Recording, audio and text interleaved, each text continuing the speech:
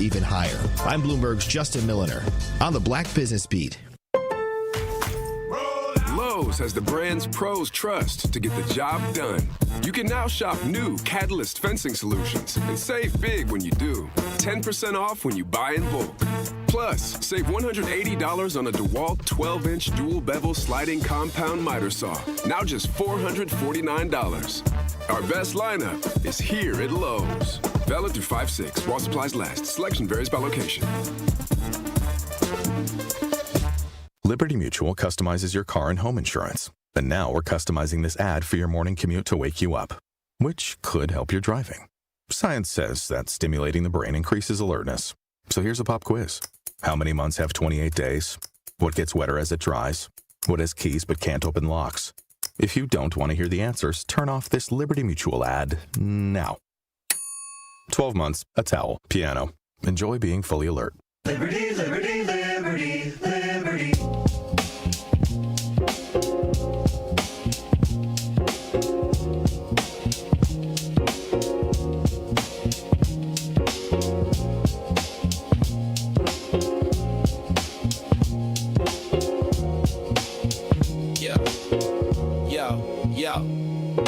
He steps to the mic with a boom, ping, ping. Wisdom sharper than a beast's fierce sting. Words like fireflies that light the night. He turns the dark into blazing bright. Boom, ping, ping, the truth takes wing. Milwaukee's voice, let the city sing. Boom, ping, ping, hear the freedom ring. Sherwin's the king, all the airwaves king.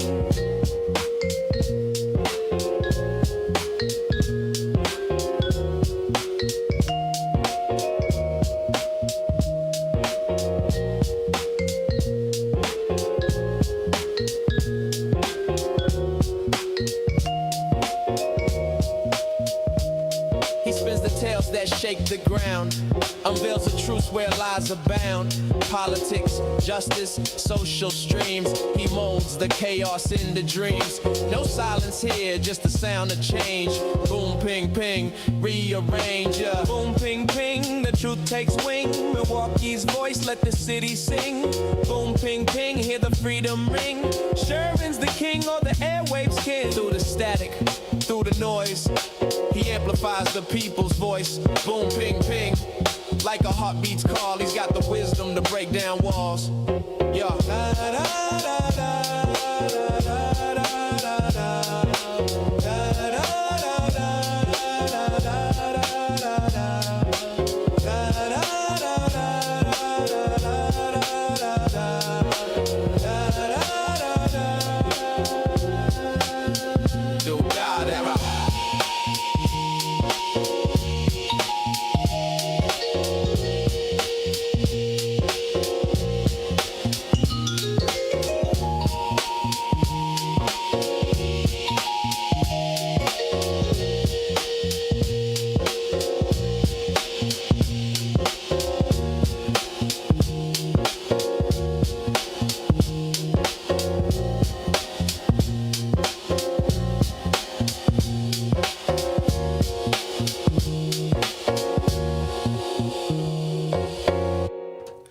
Good morning. Welcome to the program.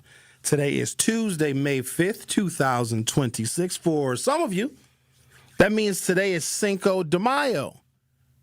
For me, today is just May 5th. And per usual, we are finding out about another retail closure in our community. We've heard about the grocery stores and other pharmacies like CVS. Now the Walgreens on 27th and North Avenue is slated to close, and I can already hear this chorus of people. Here we go again, they'll say, woe is us, we can't have anything.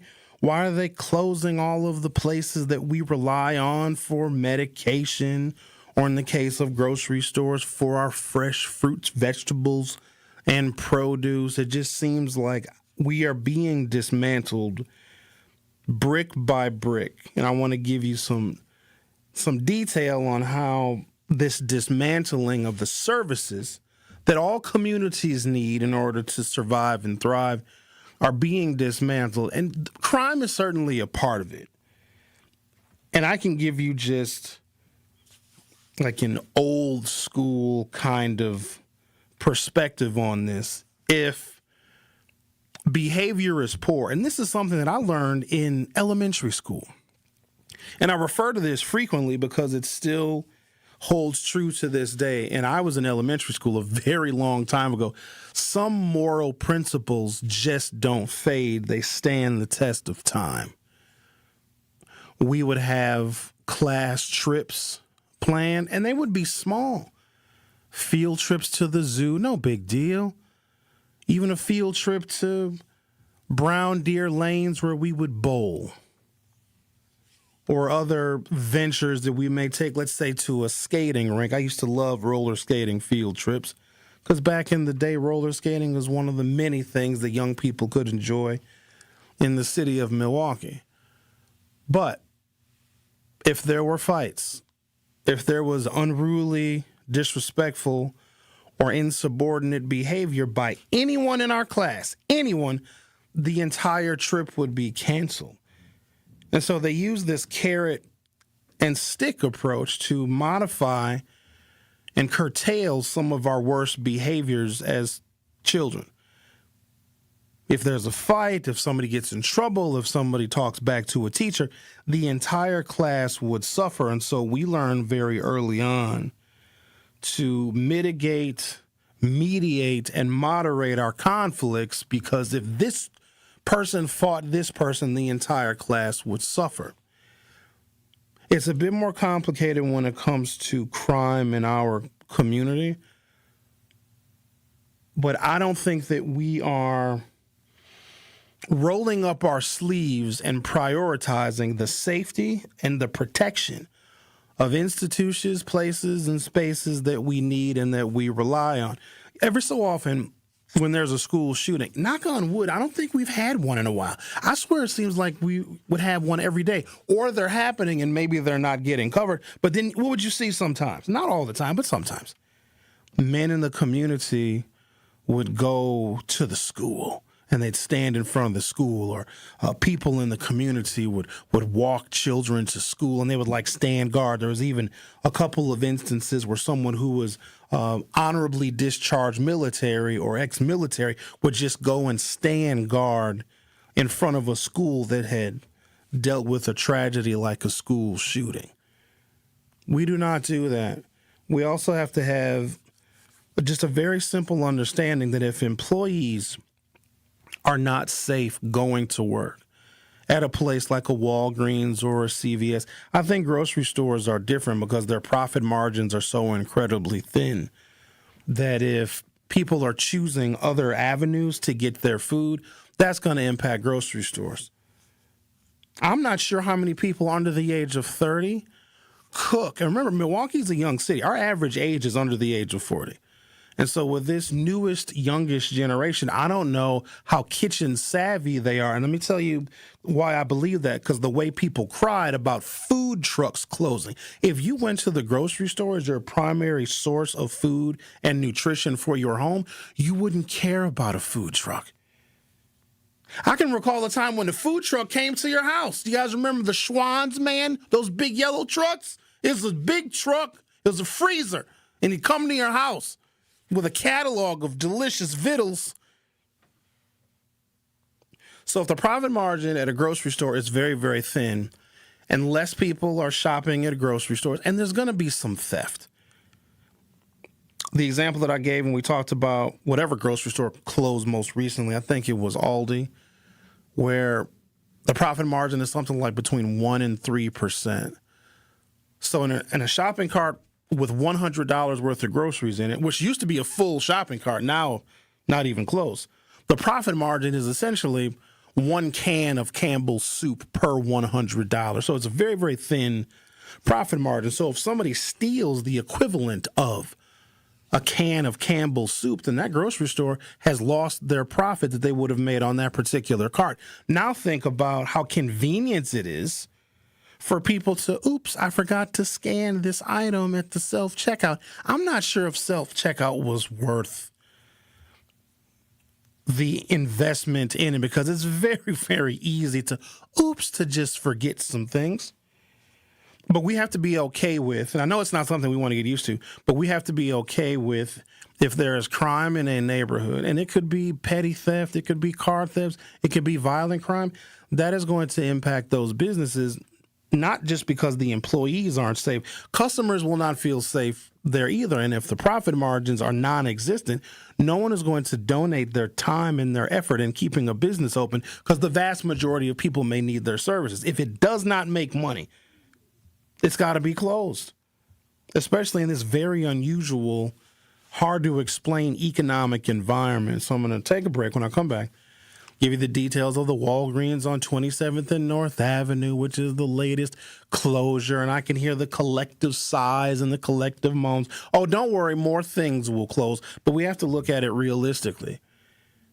If we have a situation in Milwaukee where people don't feel safe leaving the house, they don't feel safe walking down the street. We've had a tremendous amount of crime, and it's coming from all angles. It used to be relatively dormant in the cold weather months. In the winter, we had just as many homicides in the cold weather months as we have in some of the warmest months out of the year, and all of that is yet to come. Would you want to go to a place to work every single day where you don't know if your vehicle is going to be in the parking lot when you're done with your shift?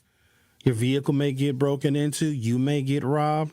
Would you want that weighing on your mind driving into work every single day? Of course not. Take a break, come back, continue our conversation. Also, we had a meeting last night regarding this new entity, this Black Media Trust, which will put under one umbrella WNOV, 1017 The Truth, and the Milwaukee Courier newspaper, all somewhat Black-owned, kind of, or at least Black-managed and Black-staffed. I want to know what you guys think about that. Is it a good idea? We have very limited information. Now, as time goes on, we're getting a little more information about what this structure is actually going to look like. But is this of benefit to the community? When you hear that you're going to put 3 distinct African-American centered media outlets under one roof, under one umbrella, do you think that this is a good thing? Or should these agencies and these entities maintain their structural independence and integrity? As time goes on, I'm starting to get mixed feelings. So let's answer our YouTube poll. Go to youtube.com, open up your YouTube app from your smartphone or other mobile device. Search 1017 The Truth, hit subscribe. You'll be able to view the live stream of the program, of course, participate in our very lively chat, and also vote in our YouTube poll. Is it a good idea to bring these entities together? It sounds beautiful. It really does. But it's far more nuanced and far more complicated than meets the eyeball. The Truth with Sherwin Hughes. Will be right back. Don't touch that dial. The Truth with Sherwin Hughes will be right back on 1017 The Truth, The Truth app, and 1017thetruth.com. Brew Crew Tuesdays are back on May 12th. Churio sends it deep to left, and there she goes! Catch the Brewers on local TV as they play the San Diego Padres. And Yelich launches one deep right center field. Forget about it. Oh, my goodness, third deck. Brew Crew Tuesdays are presented by Construction Business Group. Tune in May 12th at 6:40 on Fox 6 in Milwaukee, or check your local listings to watch the game. You're a hard worker. Provide for your family and help out in your community. You've been there for so many others. But when life challenges you, when rising costs, unexpected repairs, medical bills, or simply a rough stretch make it hard to keep up on a limited or low income, you're not alone. Your local Wisconsin energy and emergency assistance providers are here for you, working together to keep you safely in your home and your heat and power on. If you're struggling with high utility bills, facing a disconnect notice, or dealing with a furnace emergency and your limited or low income isn't enough, support is available. Visit www.heat.help or call 1-800-506-5596 to apply for a hand up. The Truth with Sherwin Hughes returns after this on 1017 The Truth app, and 1017thetruth.com.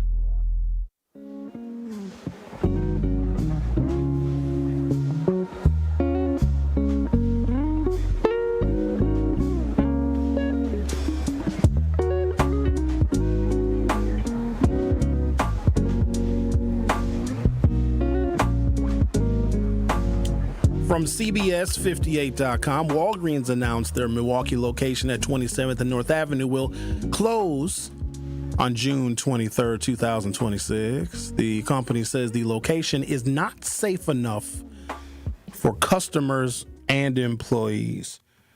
And for those that relied on that Walgreens for the convenience items and your prescriptions, do you blame them? You know, safety is a priority. Safety and the perceived safety of a place and a space guides people's decisions. Some of you might be looking to move. I'm hoping that you are considering buying a house. I would love for you to invest in this wonderful city. Some of you might be looking at different apartments. Your lease might be soon to expire. Maybe you're looking to downsize. You have too much space. Maybe you just want one bedroom or even a studio, because downsizing, where the prices of everything else is going up, could be a good financial idea for some of you. You want to consider the safety of that neighborhood. Let's say you're recently married and you want to start a family.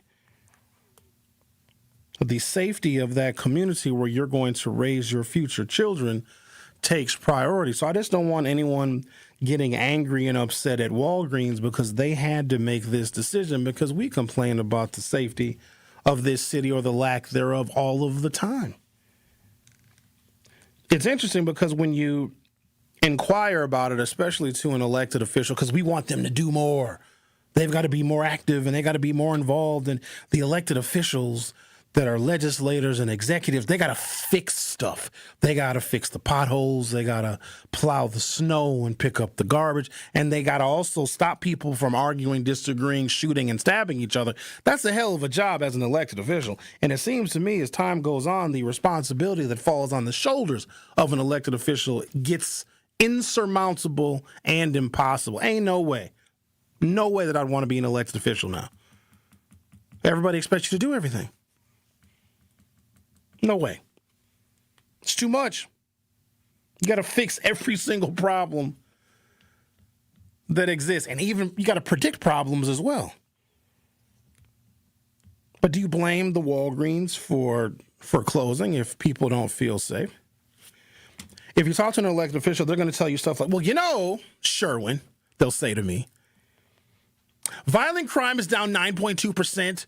Arson is down 3.5%, and they very well may be. And they'll give you all the categories. It's weird because you'll see these upticks of crime, but then like nationally, murder is actually down 4%. They'll give you the optimistic version of the statistics, but it almost doesn't matter what the statistics are, because if I just lost a family member to gun violence and your response is, well, you know, homicides are down 7.5%, by the way. Oh, I know that you are dealing with the loss of a loved one due to gun violence, but just so you know, homicides are down 10.4% from this time in 2025. It doesn't matter. The feeling of safety is subjective. Some people, and I find this to be very true with a lot of us, nothing has ever happened to you, but you still don't feel safe. You've never been shot. You've never been stabbed, never had your home broken into, never had your vehicle stolen. You just don't feel safe because you see so much of it. You read about so much of it. It's very easy to believe that you are going to be next. And I try and provide some reassurance and some clarity to people that if these things have not happened to you, there's a good chance that they probably will not. And one of the examples that I always give, because it's the best one ever, is when you hear about an officer-involved shooting or a police officer using excessive force. It seems like we're not hearing as much about those stories. I'm not saying that they're not happening, but typically when there's an officer-involved shooting, it used to make national news, and that was troublesome because it could be like a city in Oregon that we've never heard of before. We've never been to Oregon before. Don't even know why somebody would want to go to Oregon, but okay. Black man gets assaulted by the police. Police use excessive force in some town in Oregon. And immediately when we read that story, we just recite the narrative. All cops are bad. And if you're black, the police are going to kill you. That's all the police do. Even though this incident happened in a town in Oregon that we've never heard of before. And Oregon is quite far away from the city of Milwaukee. We think it's going to happen to us. So just seeing and reading about and hearing about these incidents, no matter where the hell they are, we think that it's going to happen to us. And that impacts our subjective feeling of safety. If the cops kill somebody in Sacramento, California, clearly a Milwaukee cop is on a murderous rampage at the exact same time. Not always true. But just hearing about these incidents makes us feel a little less unsafe. And so I gave a comparable statistic because I do want people to feel safe and also look at what has happened in their life and if they've never been killed by the police. And I'll be the first one to say, I'm going to be honest with you guys right now. We're going to be very honest because this is 101.7 The Truth. I'm going to say something and it's going to be very honest. Are you ready for my honesty? I've never been killed by the police before. I have not. So I can speak on behalf of people that have never been murdered by the police. But when we hear about these incidents, I'm just getting into the details of the subjective feeling of safety. We think because it happened somewhere, it could happen to us. Black parents kill more children than the cops do. Crazy, right? But we're not over here fearing black parents like we should. They kill more children. Parents actually kill a lot of kids. It's a horrendous thing, but that is more frequent than a child or a teenager being killed by a police officer. But does that impact our subjective feeling of safety around other parents? Like if you're a teenager, or do you live in fear of everybody over the age of 35? Because statistically, if they're a parent or a guardian, they're more likely to kill you than a cop. The company, Walgreens, says the location is not safe enough for customers and employees. Many people that CBS 58 spoke with said theft is a major problem, and it has impacted how and when they shop. Travis Green lives near the Walgreens. He told CBS 58, "I think there's a lot of theft going on." It's very profound of Travis Green. In a statement, Walgreens said, quote, "Despite our actions and investments in private security, persistent safety challenges at our North Avenue store do not allow us to operate sustainably." Most of the people they spoke with were not surprised. Ernest William Barkley Sr. told CBS 58, "It should have been closed 2 years ago because it's so horrible down there." Buckley says he only goes to the store if he has someone to accompany him, never alone. He then goes on to say, "Because I'm going to get robbed." That's not funny. But again, that's someone's personal feeling of safety. And if they continue to take and close, and I understand why they're doing it, these convenience places and spaces and stores and pharmacies, doesn't that make a neighborhood even more unattractive? Who's going to want to move to a neighborhood where you have to travel somewhere else to get your items, to get your prescriptions, to buy convenience items? And so I'm wondering, what is the overall plan? Quite honestly, I think we just don't have a solution. We keep trying a bunch of things. We keep suggesting a bunch of things. The council will come up with an idea like closing food trucks to mitigate street takeovers. We don't know what to do. We will often suggest, we just need to come together and support one another. That's not how it works. That is an idealistic world because in these days and times, we don't trust strangers. How are you going to pool money together? Like, let's all come together. No, I don't know you, and chances are you might steal from me. I think we just need to admit We don't know what to do, and because we don't know what to do, we are blaming anyone who we believe or perceive has any kind of position of power, because we, the people, actually have the power, but we don't know how to use it. We don't know how to harness it. So we'll blame the elected officials because they need to do more to fix it. I feel like I'm losing my voice. I've been doing a lot of screaming lately. You need me to talk? No.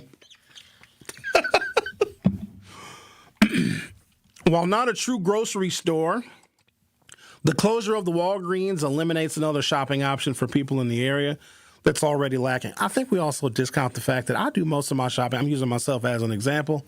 Maybe you can relate, maybe you can't. I don't really go to stores to buy stuff. Most of what I need to purchase, consumer items, I will go to the grocery store every so often now and again, but it's not like I cook big meals. I'm just a single Sherwin. It's just me. I don't need to go and buy a whole bunch of food. And also, I like to eat, when I can, fresh fruits and vegetables, and you can't buy a lot of produce because it goes bad, and it's very expensive. But I have other options to purchase everything. I also believe that consumer habits are changing. I did go to Mayfair on Saturday, but I went only to see a movie. I do not shop at that mall because chances are I can buy the same product I would buy from that mall from an online retailer and have it delivered to my house, and it's just way more convenient instead of having to get up and go to a physical location, and then you got to park and you got to deal with salespeople that sometimes don't know what the hell they're talking about. You can eliminate all of that. And so when people are more likely to buy and to shop online, then all of these brick and mortar retail outlets are going to be at risk. And then you add the safety factor and the crime factor.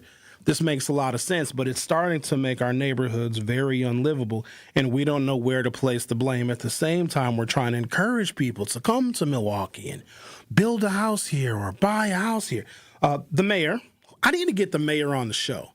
It's been a little while since we talked to Mayor Cavalier Johnson. It's been a little bit. Maybe we'll get him on the show and get his perspective on things. He has a very ambitious plan, and good for him, like a moonshot kind of thing. He wants to grow the city of Milwaukee to 1 million people. Where are you going to put them all? I don't even know where they're going to go. We don't have enough houses, and how many people live here? 594,000, I think, was our last census. I think it's dramatically less than that.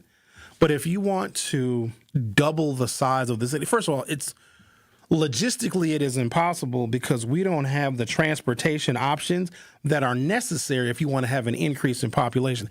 If you add another 400,000 people to this city, you think traffic is bad now.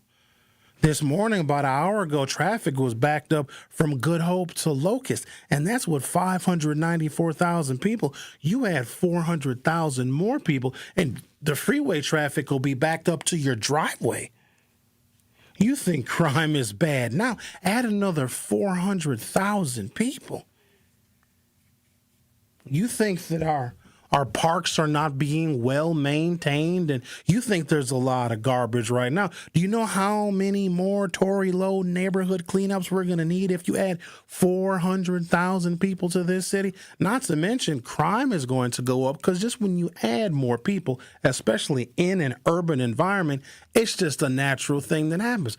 More people, more cramped conditions, more arguments, fights, more disagreements.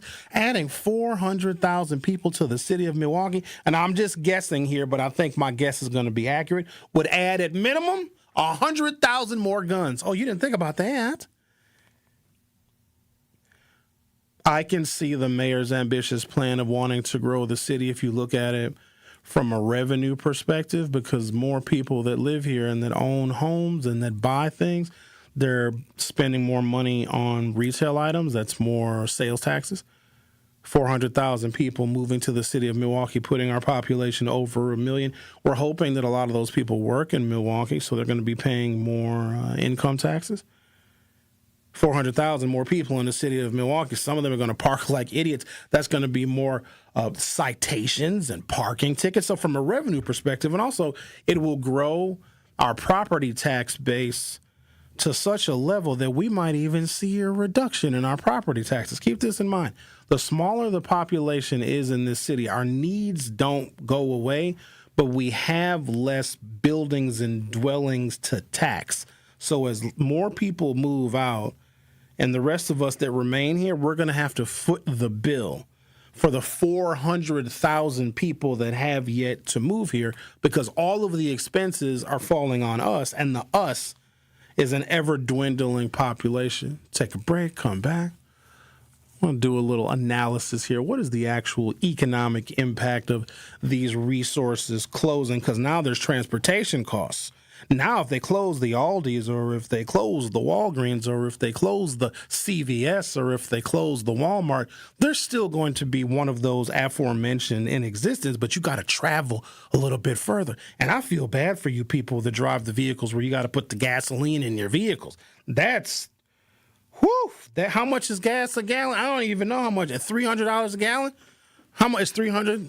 Xavier said gas is now $300 a gallon. So there you go.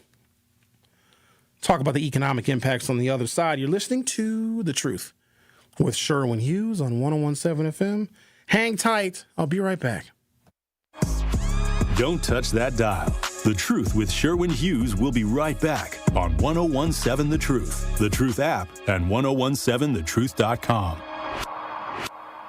Don't miss one of Milwaukee's favorite summer traditions, the U-Path Ride for Arts, presented by Miller Lite, returns Sunday, May 31st. Ride a fully closed 20-mile course across the Hone Bridge with incredible lakefront views. Kids 12 and under ride free thanks to the Brewers Community Foundation. All in support of Southeastern Wisconsin Performing Arts. 7 a.m. start, finish at U-Path Fest on Summerfest grounds. Register today at upathride.org. That's upathride.org. Honest, direct, and always thought-provoking. Even if the system don't make sense anymore. And that's the part we got to be honest about. Education is not a theory. It's not a title. It's not a category. It's a student, it's a teacher, it's a classroom, and there's learning. Everything, everybody else, including the superintendent herself, are secondary. Assistant superintendents, or whatever the heck you call them, deputy, chief of school, everybody, they are secondary if a child's not learning. The student is the number one thing there. So if we've reached the point where the only way to defend the system is to argue that keeping teachers out of the classroom is essential to education, then we're not just confused. We backwards. And when policy, practice, priorities, and money collide like that, there's only one word for all of this: nonsensical. Truth in the Afternoon with Dr. Ken Harris, weekdays from 4 to 6, live on YouTube and broadcasting on 101.7 The Truth. Teachers are dynamic leaders, shaping a new generation. They bring a variety of perspectives from diverse backgrounds, innovating how they teach to prepare students for our fast-changing world. Achieving this takes skill and expertise. They're tireless explorers, creatively discovering a universe of solutions, telling stories, experimenting, inspiring, mentoring, connecting cultures, and connecting with each other, leading by example. Experience the unique joy of helping students thrive. Teaching is a journey that shapes lives. Are you ready to begin? Explore teaching at teach.org, a campaign supported by the U.S. Department of Education, teach.org, and 1 million teachers of color. The Truth with Sherwin Hughes returns after this on 101.7 The Truth, The Truth app, and 101.7thetruth.com. But let us leave these two young men to sit and reflect on the fate of the world. For life as we know it, my brother, must go on. And so the hustlers continue to hustle, and the players continue to play. Hey, what's up, y'all? Hey, what's up? I'll get out of here, man. Yeah? Where you on your way to? Up to that. We heard it was coming. I was just up on there myself, man. Wasn't nothing happening up there. Wasn't no fox. I was running around. That's cool. You, man. You the man. All right. Our phone number, for reference, is 833-212-1017, 833-212-1017. Hearing about yet another closure, the Walgreens on 27th and North Avenue. And all things considered, that Walgreens lasted a lot longer than I thought it would. But this is just another example in this never-ending list of convenience stores and pharmacies and grocery stores that are closing in particular parts of the community. And when people are looking to move somewhere, to relocate, they want those convenience amenities, especially if they are right there in the neighborhood where you don't have to spend additional dollars on transportation, because transportation is very expensive. It is, and it's getting more expensive. Even our insurance, which is required if you operate a motor vehicle. Legally, you do have to have insurance on a motor vehicle, and a lot of folks may not consider that. Some of you are looking for a new vehicle, and you might look at the purchase price. Well, what is your interest rate going to be? What is your monthly payment going to be? Not enough people consider all of the costs of owning that vehicle, including maintenance, including insurance, and other things that are associated with owning a vehicle. And if fuel is getting more expensive and we ain't seen nothing yet, then that, of course, is going to add to the cost of everything. At the same time, wages are not necessarily going up. Linda says something interesting in the YouTube chat. And if you want to join the YouTube chat, by all means, go to youtube.com, open up your YouTube app from your smartphone or other mobile device, search 1017 The Truth, hit subscribe. She says, as high as the property taxes are now, the governor/mayor should help pay some of our high-ass taxes. Insane. What's ironic about that, Linda, and you're right, they should pay our taxes with our own tax money. So if they pay our taxes, Linda, reduce our property taxes, they're using our tax money to pay our own taxes, so that's about a zero-sum game. Now, there is good news, and I want this to guide your decision in who you may vote for in our very crowded gubernatorial election here in Wisconsin. I think it's August 11th, August 7th. I don't know. It's in August, whatever. We have a bit of a state government surplus, and this is money left over from COVID, those ARPA dollars, American Rescue Plan Act dollars. We're probably somewhere in the tune of $3 or $4 billion. It is dwindling, but also keep this in mind as well. As time goes on, the value of the dollar goes down. An example of that would be, look at what a loaf of bread cost in 1972. I feel like if you go back far enough, stuff was just free. You'd go down to Mr. Quigley's corner store. Hello there, Mr. Quigley. Can I get a loaf of bread, a stick of butter, and a quart of milk? Yeah, 5 cents for all of it. So money not spent and money that's just sitting there is actually going to lose its value just because of inflation. One of the reasons why we cannot use some of that surplus is because the Republicans that control the Wisconsin state legislature would have to agree on Governor Tony Evers' ideas, and vice versa. Tony Evers would have to agree on the Republican legislature's ideas of how we could spend that surplus money, and I assure you they will not agree. Now, we do have some different legislative maps, at least temporarily. Who knows what the most recent Supreme Court decision is going to do when it comes to how we select our representatives. The Democrat that we got to get it.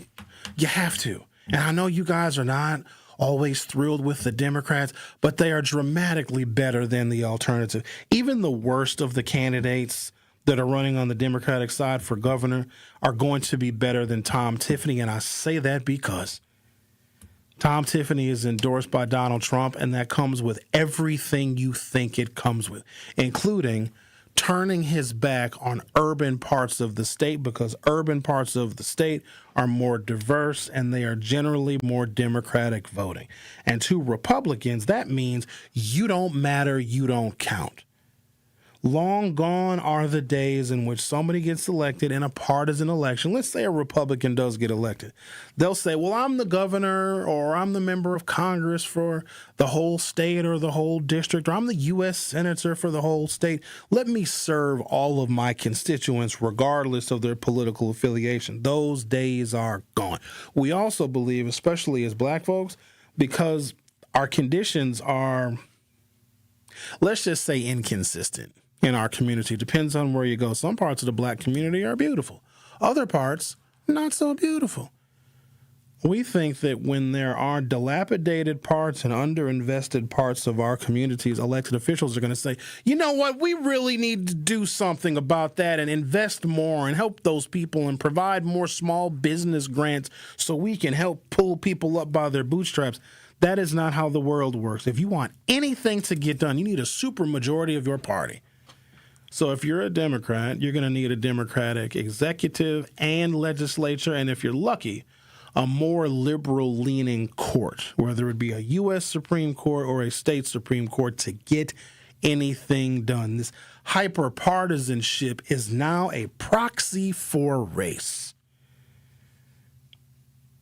The Democrats are the party of ethnic and racial diversity. And believe it or not, I know some of you may not believe this, there's another political party that does not like racial and ethnic diversity. They absolutely hate it. In fact, anything related to diversity, equity, and inclusion must be eliminated, including the federal government's investment in cancer research. Probably one of the most egregious examples, particularly personal for me because I lost my father to lymphoma. The amount of money that the federal government has invested in recent years and decades in cancer research has really helped to improve the quality of life and longevity of African Americans tremendously. We have made incredible strides with the money that our government has invested in cancer research. Also because we had the most to gain, because if we are diagnosed with cancer, it's usually later on and in a more advanced stage to where recovery is next to impossible. But with the federal government investing more money in cancer research and providing more healthcare resources to neighborhoods and communities that need it, we have been able to save and prolong black lives. Donald Trump called that DEI. And I just want you got to internalize that, because some people are still unclear, or they just can't comprehend how evil this current administration is. Today is Cinco de Mayo, and I got a whole list of national celebrations that are canceled because this will be a Thanksgiving feast, a cornucopia, if you will, for ICE agents to just go to celebrations and deport people. Now, I've stayed relatively silent on the whole immigration thing because I know that there's a lot that we as an African-American community need to be focused on before we start giving our time and our effort to other people and other causes. We were under the impression, and it was a naive impression, I think we just so desperately wanted to believe that Donald Trump would tell the truth about something, we would believe anything. You resigned to the fact he beat Kamala. He beat her. He did, unless there was some funny business going on, and maybe there was. But he beat her. And I think some of us were like, well, maybe if he gets rid of some of the illegals, then there will be more of the pie for us. Maybe these illegals are taking our money and our tax money, and they're taking our resources, and they're taking our housing, and they're making America more crowded. Just maybe, if these illegals get deported like Donald Trump said he was going to do, and he has deported hundreds of thousands of them, some loudly deported, some quietly deported. Maybe that means more jobs for us. There were legitimately people. I remember so many of the conversations that we had in 2024 because we were probably, in my opinion, the most politically engaged broadcast platform in all of Wisconsin. We had all of the people here. We even got Roland Martin here. If I see Roland Martin again, I'll fight him. I don't like Roland Martin. He was very disrespectful when he came on my show.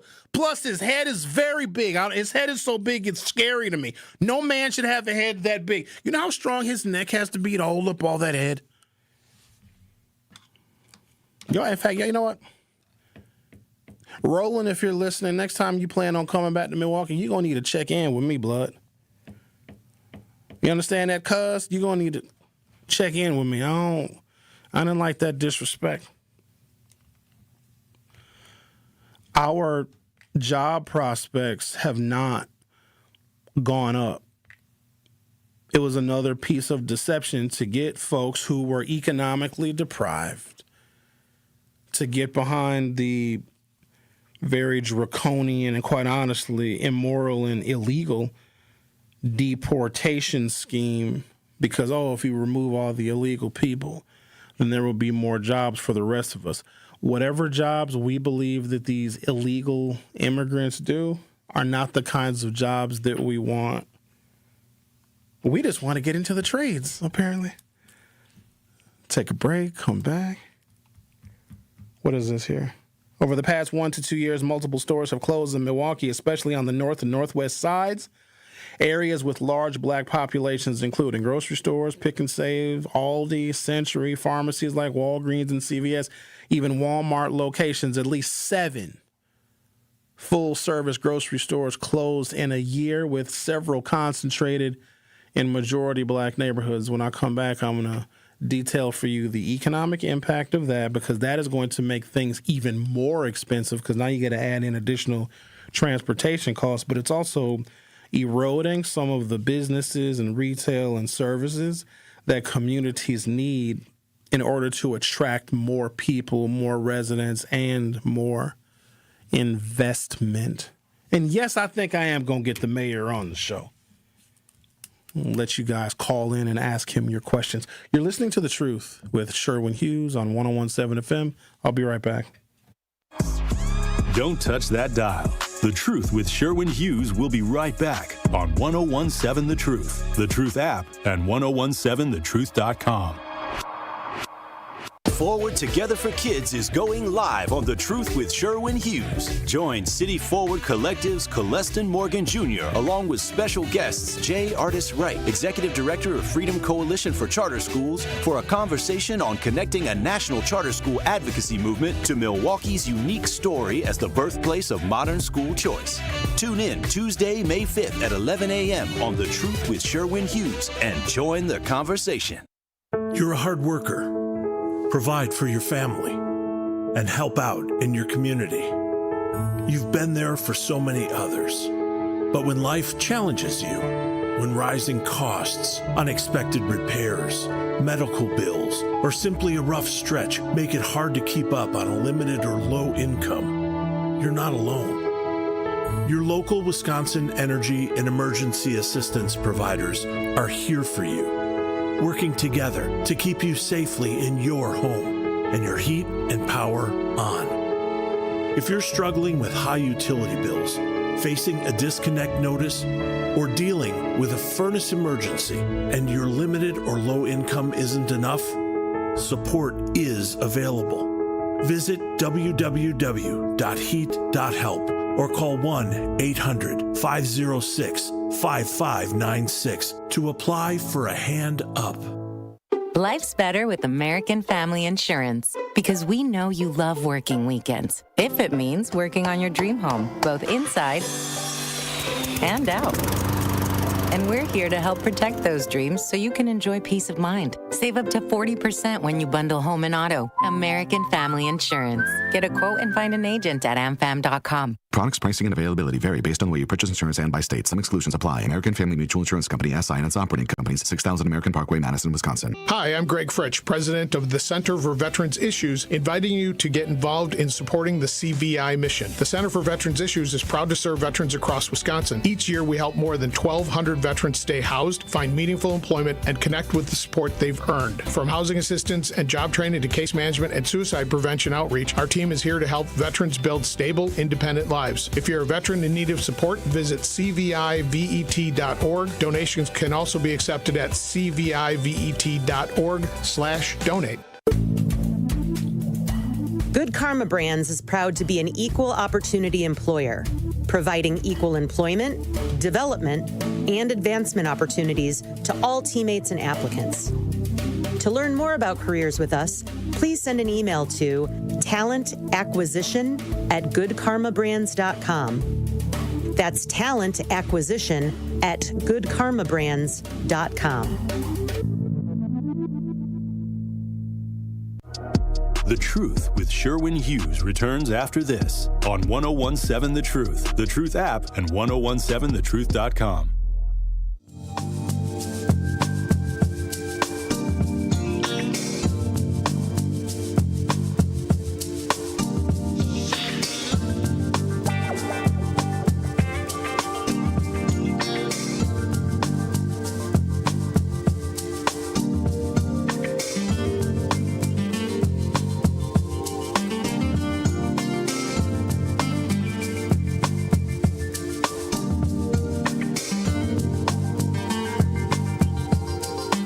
Welcome back to the program.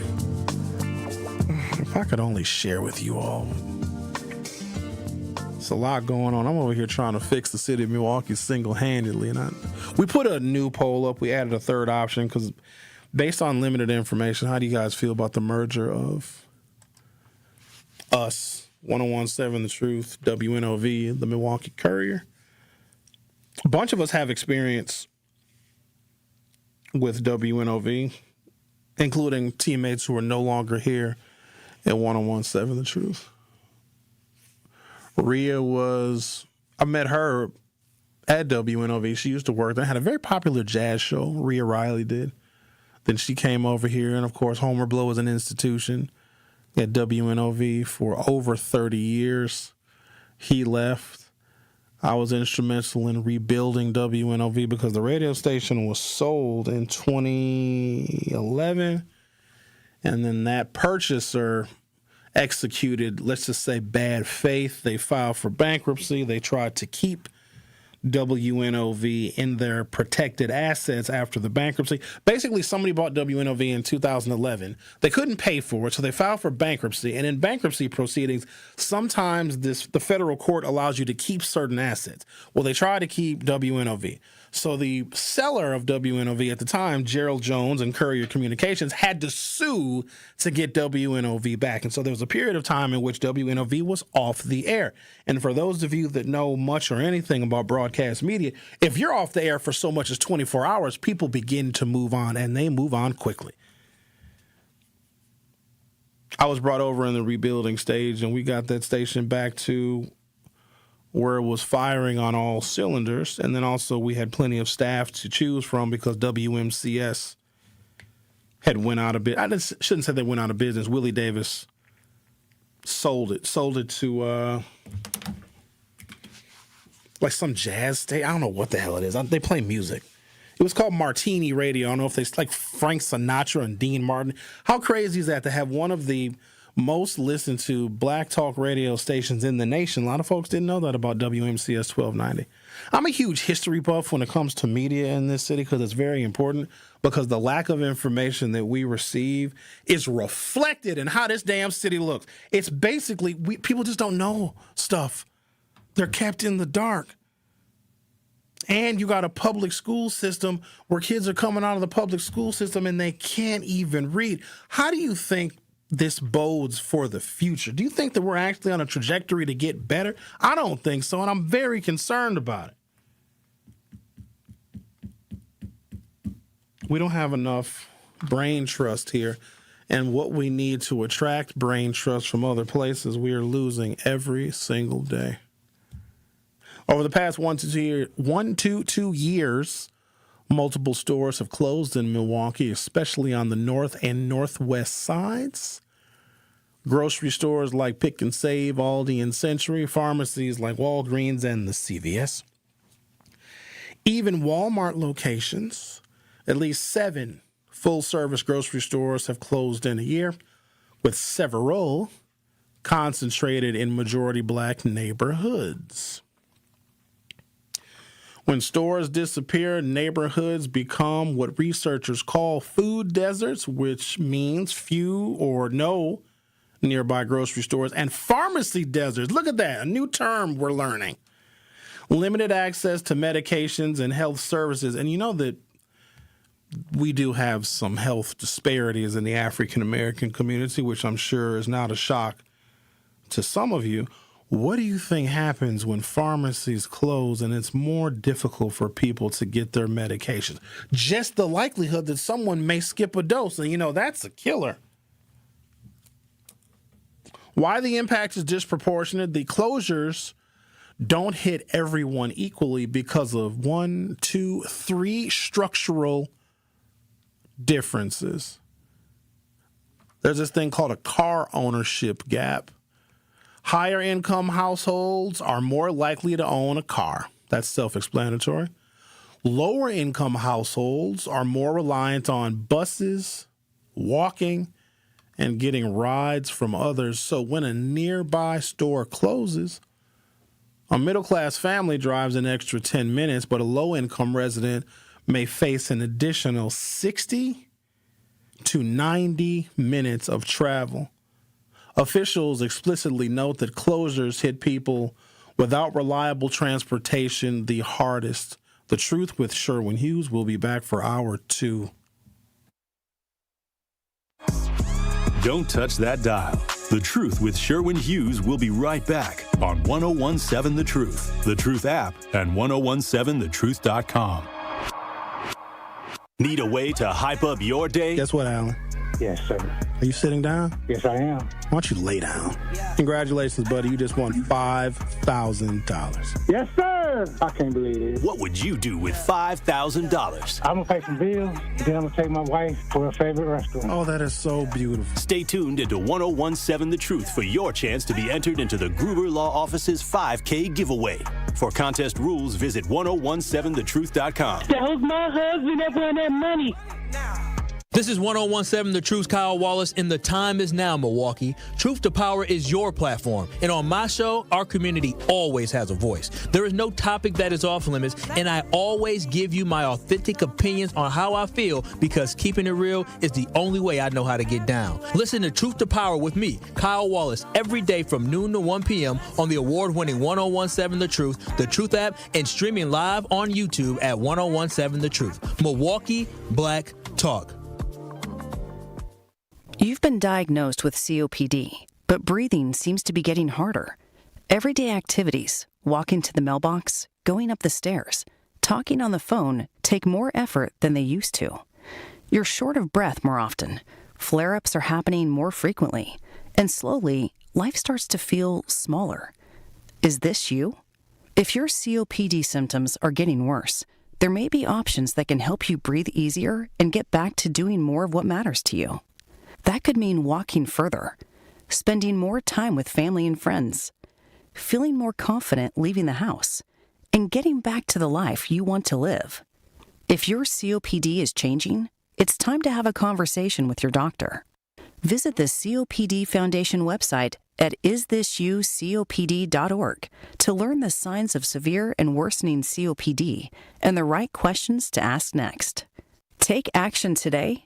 Breathe better tomorrow. When I was diagnosed with Hodgkin lymphoma, I had so many questions. I didn't even know that it was cancer. Now I do. It is cancer. Blood cancer. It's actually one of more than 100 different types, and they're all treated differently. Now, unlike some other forms of cancer, usually there's no tumor. You can't screen for it to prevent it, and the symptoms can look like other things, so it could be hard to diagnose. I had a fever for weeks. I was so tired all the time. I didn't feel like eating or doing anything else for that matter. And I know that this can feel scary.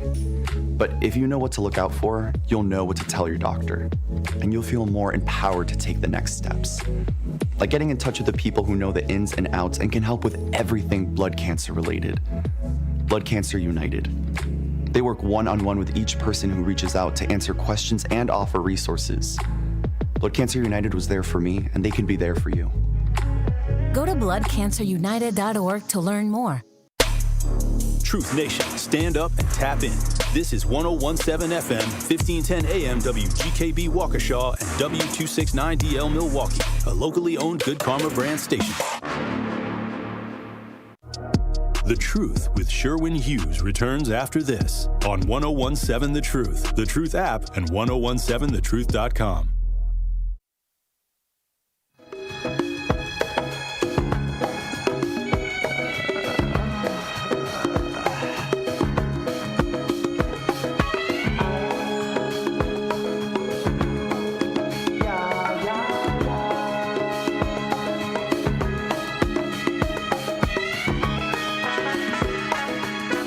Welcome to Hour 2 of The Truth with Sherwin Hughes. It just seems like these building blocks of our community are being dismantled very, very slowly but consistently, and making neighborhoods that need more investment, care, and resources are getting less and less. And at the same time, we are going to listen to a bunch of candidates who simply cannot win without a really large share of the African American vote. And here's the problem that I have, and I have many problems with this particular crop of candidates. I'm disappointed because they're running like the fate of the world is not on the table. The issues that the African American community has they're varied, they're specific, they're multi-generational, a lot of times they're cultural. There's still remnants and throwbacks to separation and segregation. But we're going to be told, oh, don't worry about those things. Here, let's worry about how we're going to allocate farmland in Ashwaubenon. Oh, there's other issues that we all need you to be concerned about. If you listen to Tom Tiffany's commercial, and he's starting to run, he's the Republican he's going to be the Republican nominee, because every other Republican that was vying for the Republican nomination for governor has dropped out of the race, giving Tom Tiffany a clear, uninterrupted path to the nomination. What he's talking about, it makes it seem like no diversity exists in the state of Wisconsin. None. We are being completely and totally ignored. And here's why Republicans are dangerous. If you can win an election and never have to deal with the African American community, like at all, you don't have to listen, you don't have to invest, you don't have to shape policy that can impact and improve our lives. If you can win and not involve us, that is exactly what people are going to do, because our community has got a lot of policy needs. You got to keep in mind now, the progress that we have made over the past, I'm going to say 90 years, it's been legal and then protected by the courts. You have to pass a law that says, yes, we can go to this restaurant and sit at the table.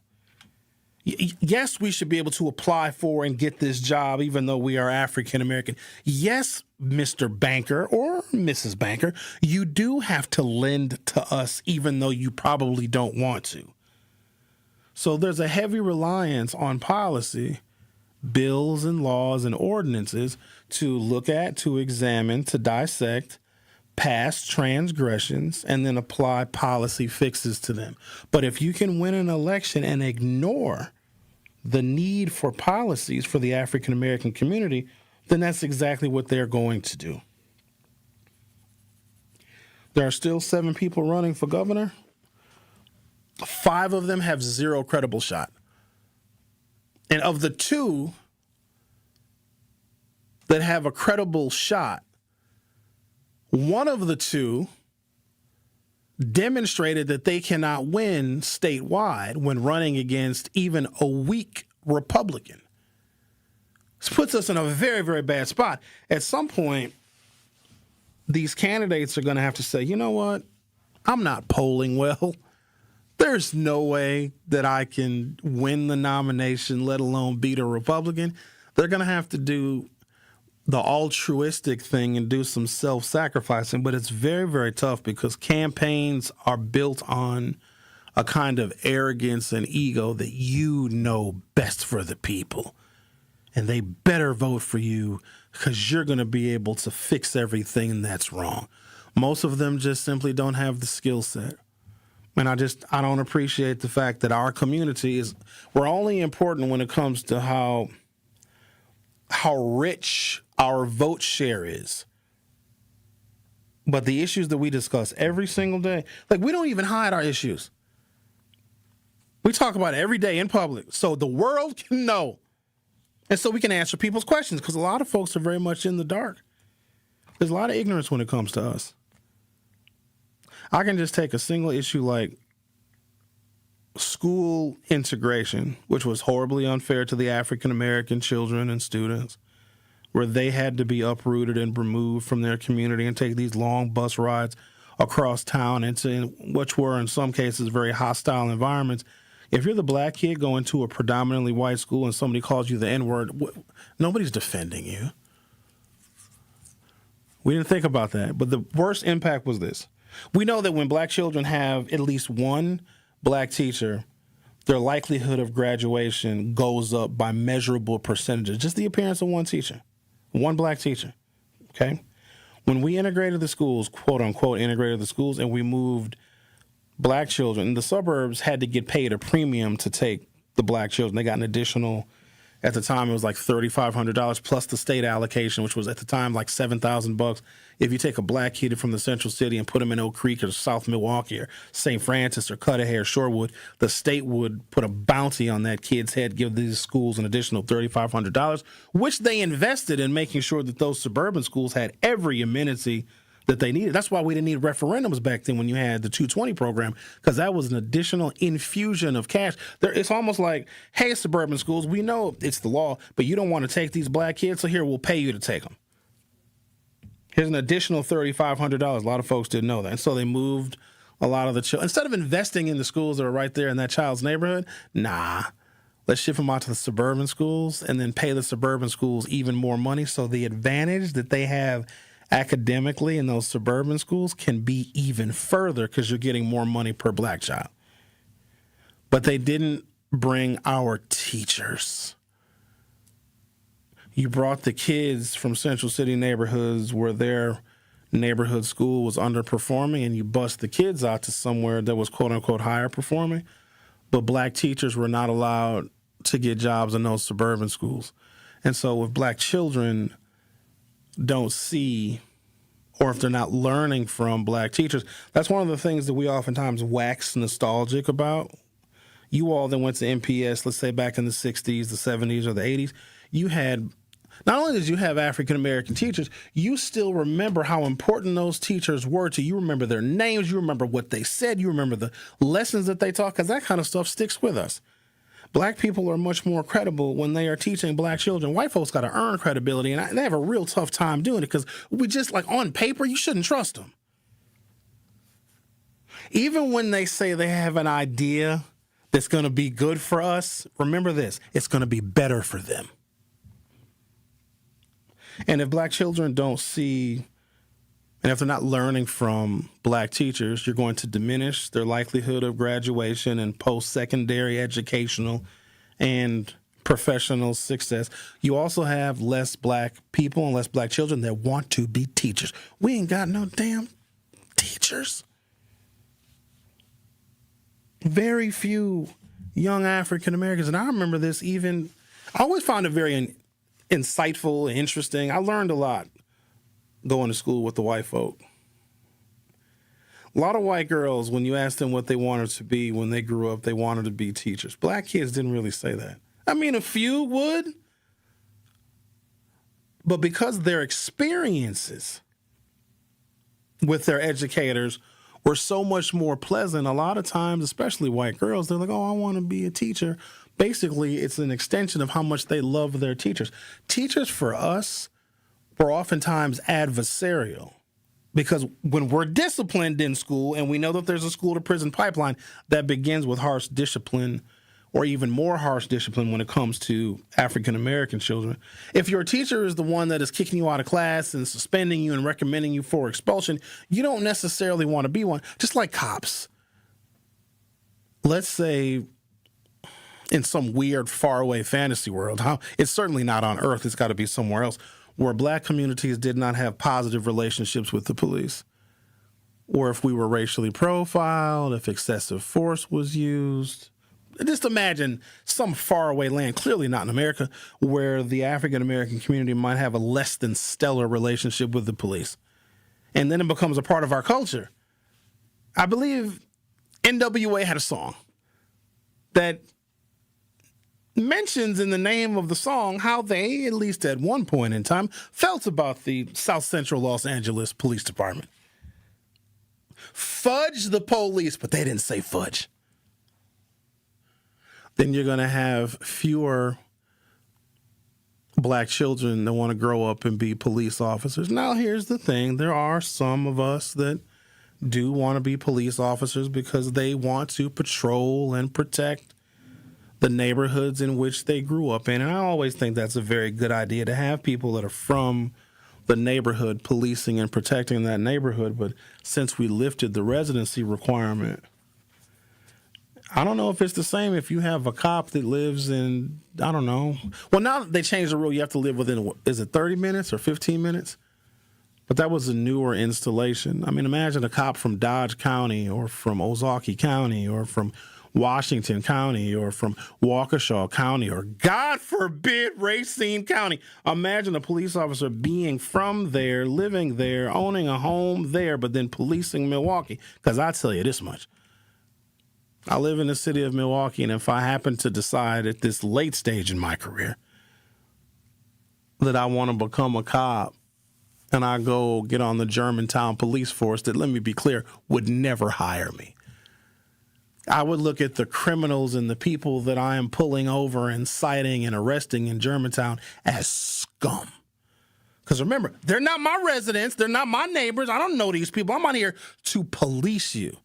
Sherwin Hughes lives in Milwaukee, but Sherwin Hughes got hired by the Germantown Police Department. Let me be abundantly clear. They are not hiring me, nor do I want to work out there.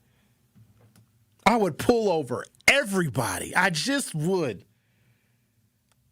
Wouldn't you like to be a cop for one day?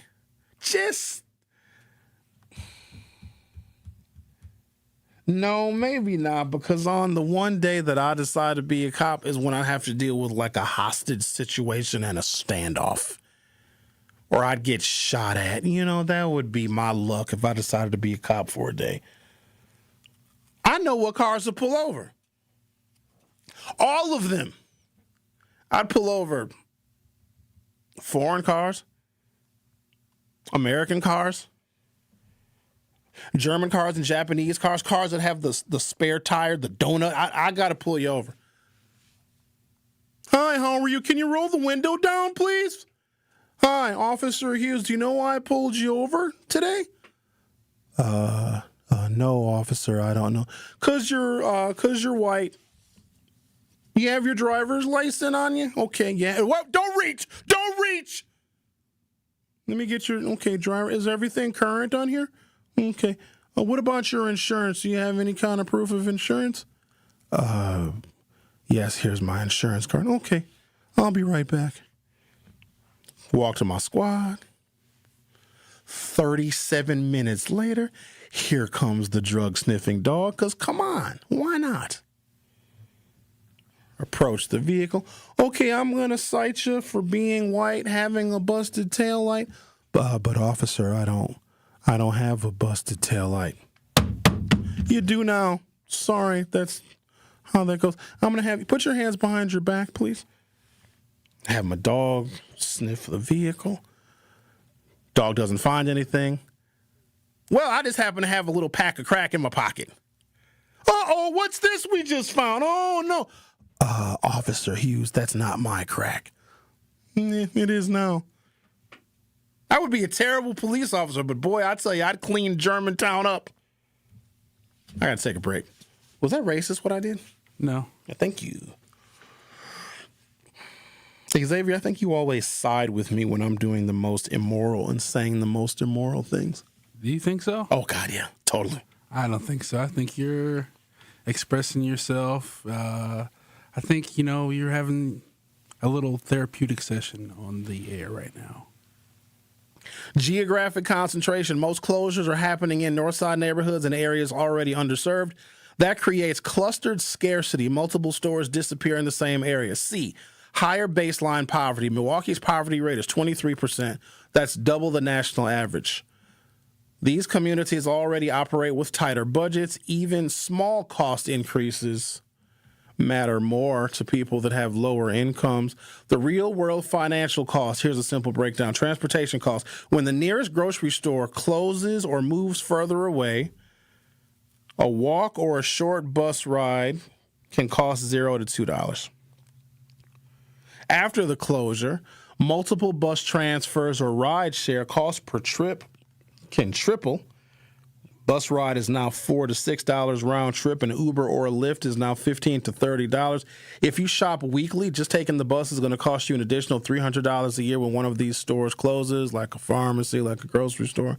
If you use rideshare like Uber and Lyft, that's going to cost you an additional $1,500 per year in a city where the African-American poverty rate is 23%. Now, that's the city of Milwaukee's poverty rate. The black poverty rate is probably more than that. This article doesn't break it down by race. With fewer stores, there's less competition, meaning prices are going to rise, and people are going to rely on corner stores, gas stations, and dollar stores for their food and nutrition. These typically charge more per item and stock fewer fresh foods, and we know that processed foods have a negative effect on people's health. An example, a gallon of milk at a grocery store can cost between $3 and $4. At a corner store, $5 to $7. You know what? When you think about it, how much is a gallon of gas realistically? Because I legitimately don't know. Can we say $4? Is that $4.50? Okay, $4.50.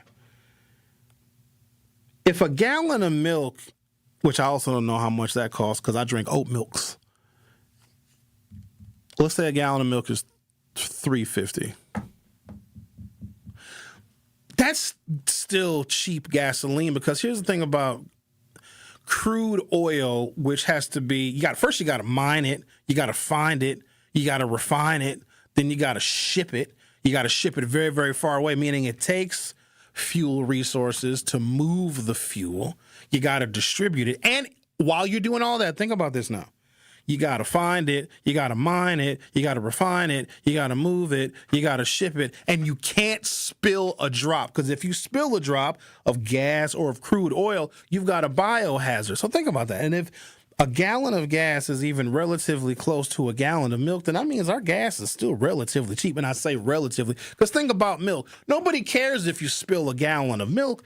If you spill a gallon of gasoline and somebody is smoking a Swisher Sweet, you're going to blow up the whole neighborhood. So while I know there's some pain at the pump, you gas pumping people might be experiencing, it's still relatively cheap because you got to find the gas, you got to mine the gas, you got to refine the gas, you got to distribute the gas, and you can't spill any of it. Not even a tiny bit. Sometimes when I put gas in my snowblower, I have an electric lawnmower. Smartest purchase I ever made. An electric lawnmower, because I don't like maintaining the lawnmower. But I have a gas-powered snowblower, and sometimes I spill gas, I overfill my snowblower, and I panic because spilled gasoline.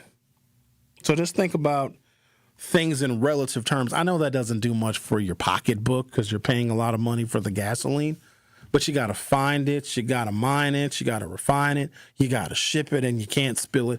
And it's still less than $5 a gallon. And with a gallon of gas, you can drive 20 miles, maybe. I don't know.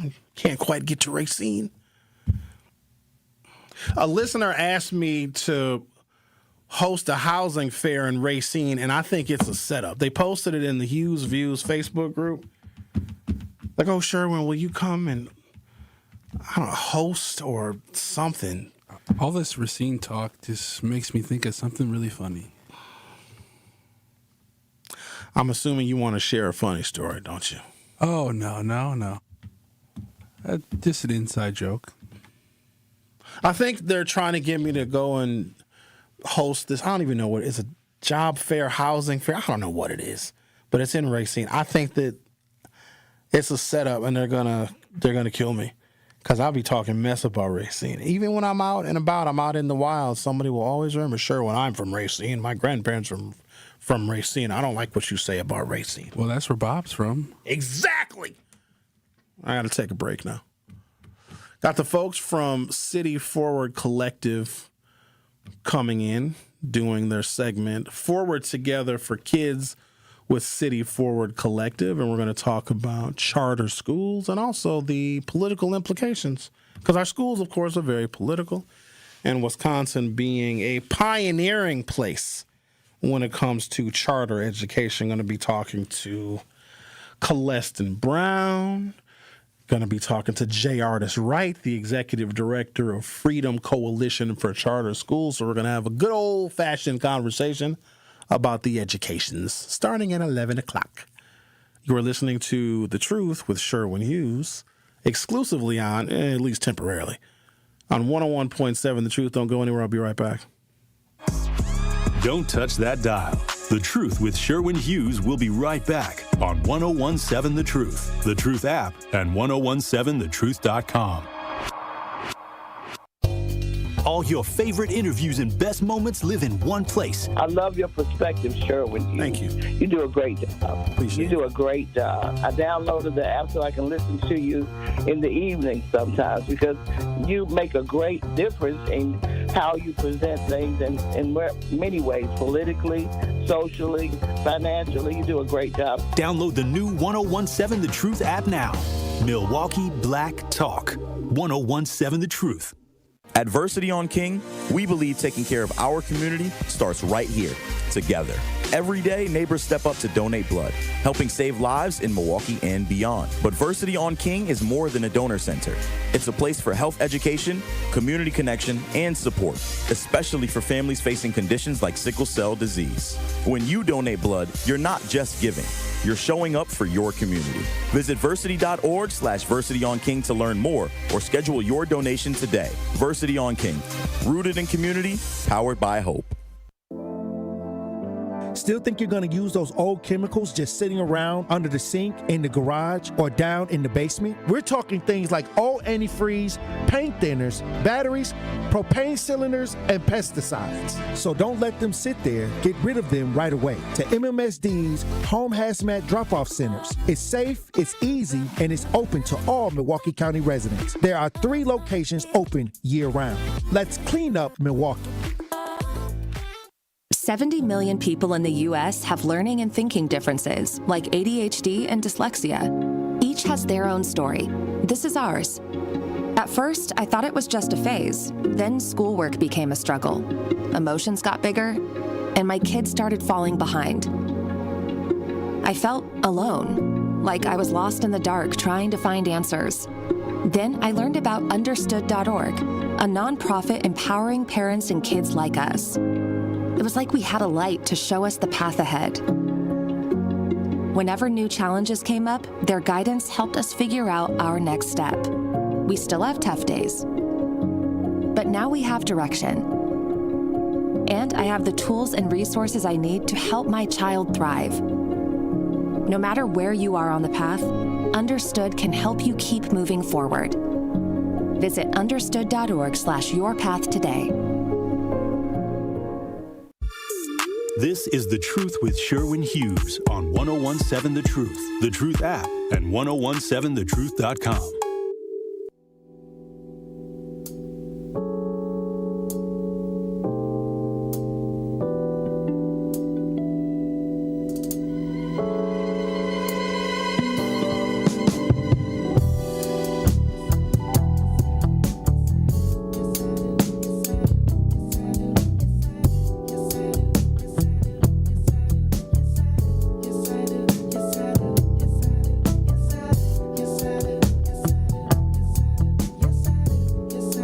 Every time I hear this song, it makes me want to sing.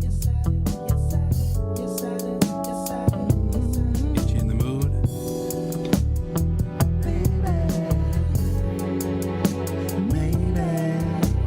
We can spend a little time together now that we're alone. LT wants to know. You know how many people inside Milwaukee County and outside Milwaukee County are driving around with that engine light on, but only Milwaukee County residents have to replace their catalytic converter? Say, what now? He previously asked, Sherwin, how come only Milwaukee County vehicle registration requires you to pass emissions when people from all over driving into Milwaukee County for work? So because someone that is driving into the city for work doesn't have the same impact on carbon emissions as someone who actually lives in the city or in one of those suburban communities. If you're just coming into the city, going to work, and then going back to whatever county, and some counties I don't even think have emissions testing. You got to have it where it's more densely populated, or just buy a damn electric car. What are you waiting for? What is it with you people not wanting to have the incredible convenience of having a zippy and fun to drive electric vehicle that you plug into a regular wall outlet? I'm not going back. Never going back to a gas-powered car. Cost me 10 cents per kilowatt hour to charge my vehicle. I've saved since September. I know y'all don't care, but you won't let me talk about relationships anymore. You guys vetoed my relationship conversations, which I don't like, but I respect you. I'm going to talk about my damn electric vehicle. When did that get vetoed? Women don't like it. And women are important listeners. They don't like my perspective because I'm right. So I got to respect. I feel like that's the most riveting conversations you have on this show. I'm sure you do probably believe that, but you're not a woman. Yeah, I know. They don't like the conversation. Shout out to women who are so smart, have made incredible strides, are the backbone of our families, our communities, the backbone of the economy. The intelligence of women is just, can't even quantify it. Women are very smart. But why do y'all still get played? I don't know everything else. You're so smart. You're very intelligent. But you just can't. Oh, look, it's a woman calling on line one. Let's talk to her, shall we? Hello, Sandra. How are you this morning? I'm just fine. How are you this morning? I'm doing okay. What's on your mind today?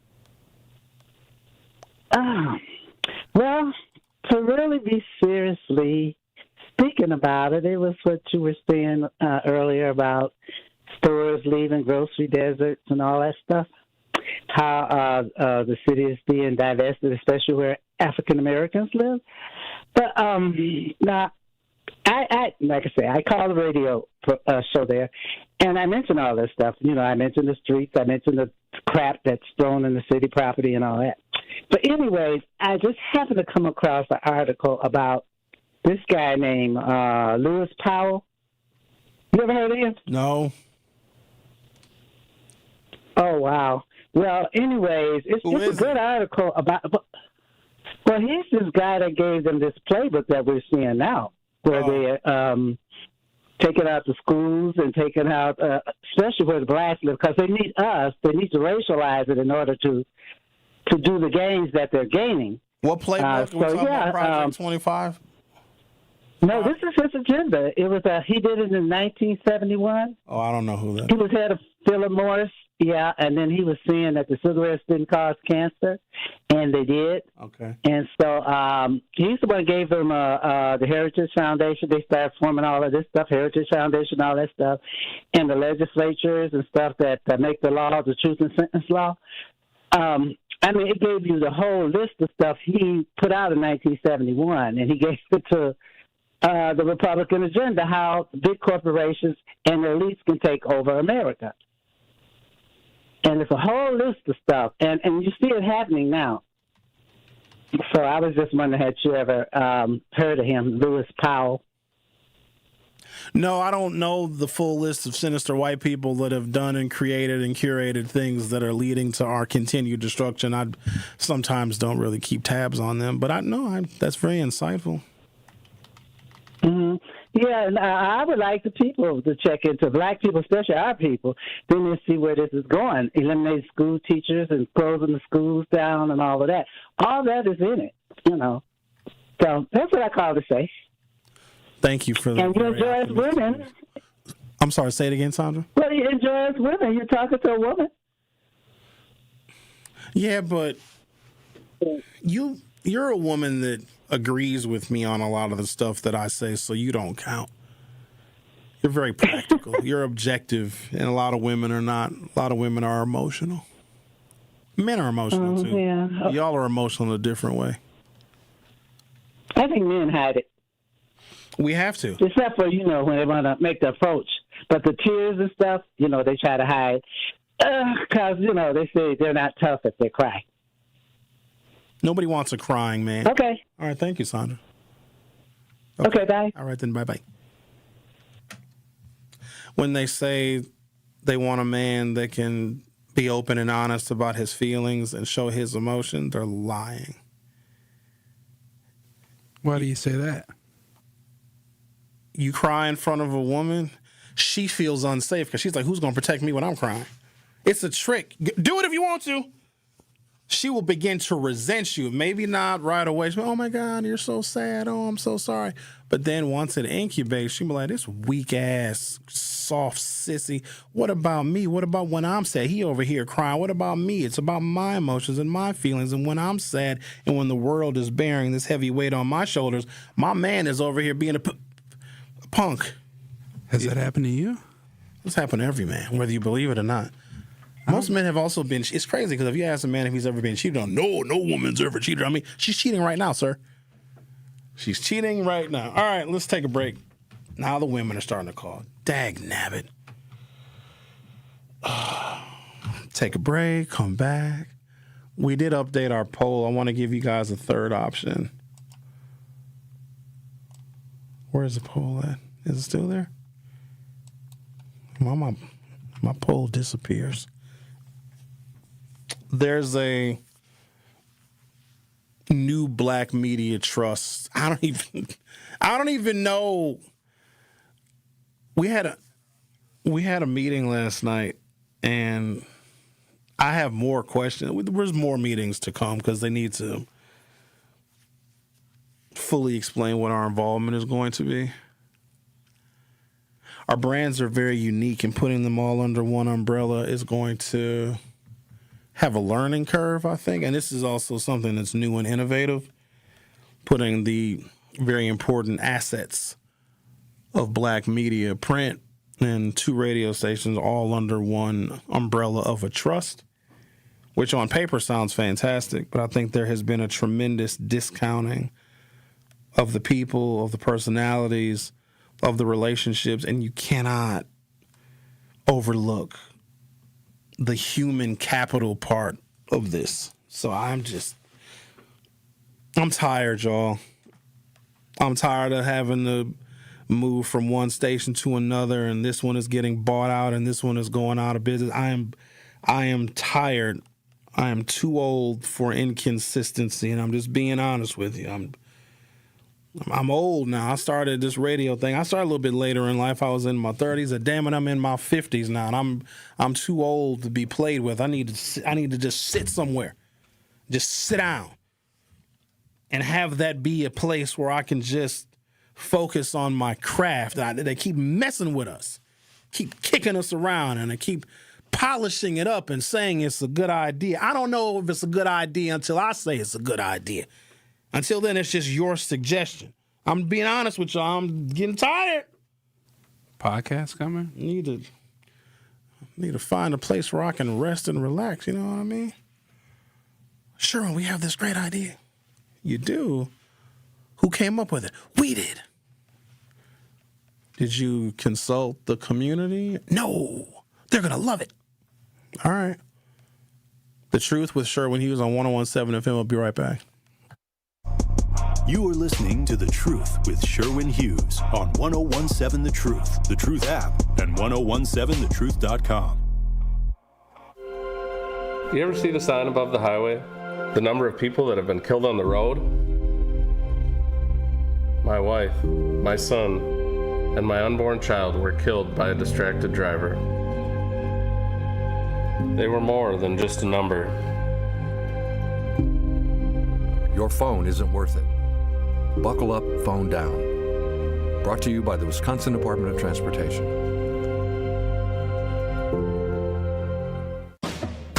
At Milwaukee College Prep, we don't leave success to chance. We're designed for it. With strong support, high expectations, and a team committed to excellence, our educators turn belief into outcomes every day. If you believe every child deserves an excellent education, join Milwaukee College Prep. Apply today.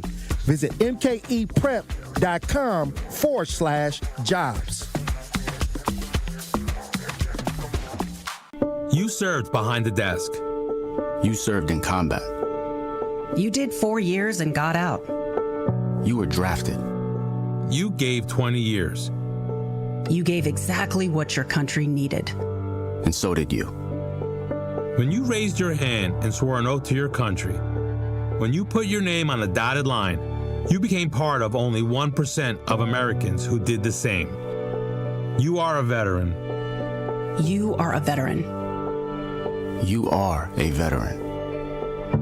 Because no matter when, where, or how you served, you made a sacrifice for your country, and you deserve support. If you're struggling with life after service, don't wait. Reach out. Reach out to a loved one, to a fellow veteran, to VA. Find resources at va.gov/reach. Brought to you by the United States Department of Veterans Affairs and the Ad Council. Want to protect our planet? The air we breathe, water we drink, and land we share? Real progress begins with birds. Yes, birds. The very ones we see and hear every day. On a walk, in the park, or simply out the window. That's because birds are more than birds. They're symbols, sentinels that reveal the health of our planet and our people. And by helping them thrive, all of us thrive as well. Audubon is a place where birds matter, where habitats are protected, where communities are engaged, and where change takes flight. Because at Audubon, hope begins with birds. Progress begins with birds. It all begins with birds. Audubon. This is The Truth with Sherwin Hughes on 1017 The Truth, The Truth app, and 1017thetruth.com.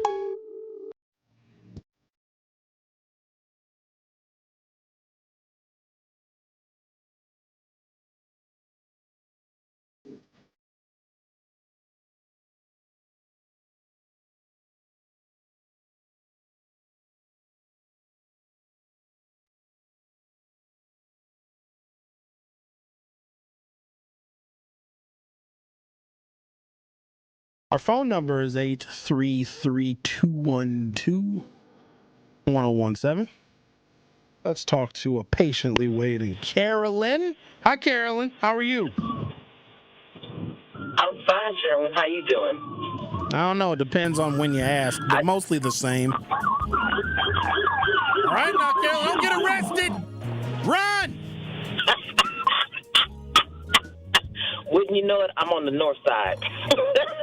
That's racist. But the reason why, hey, I'm just saying, I'm boots on the ground, so I'm gonna call it the way I see it. This is a little rough over here, okay? Mm-hmm. But anyway, the reason why I called, I want to say I enjoyed your conversation with the owner. What's his name, Craig?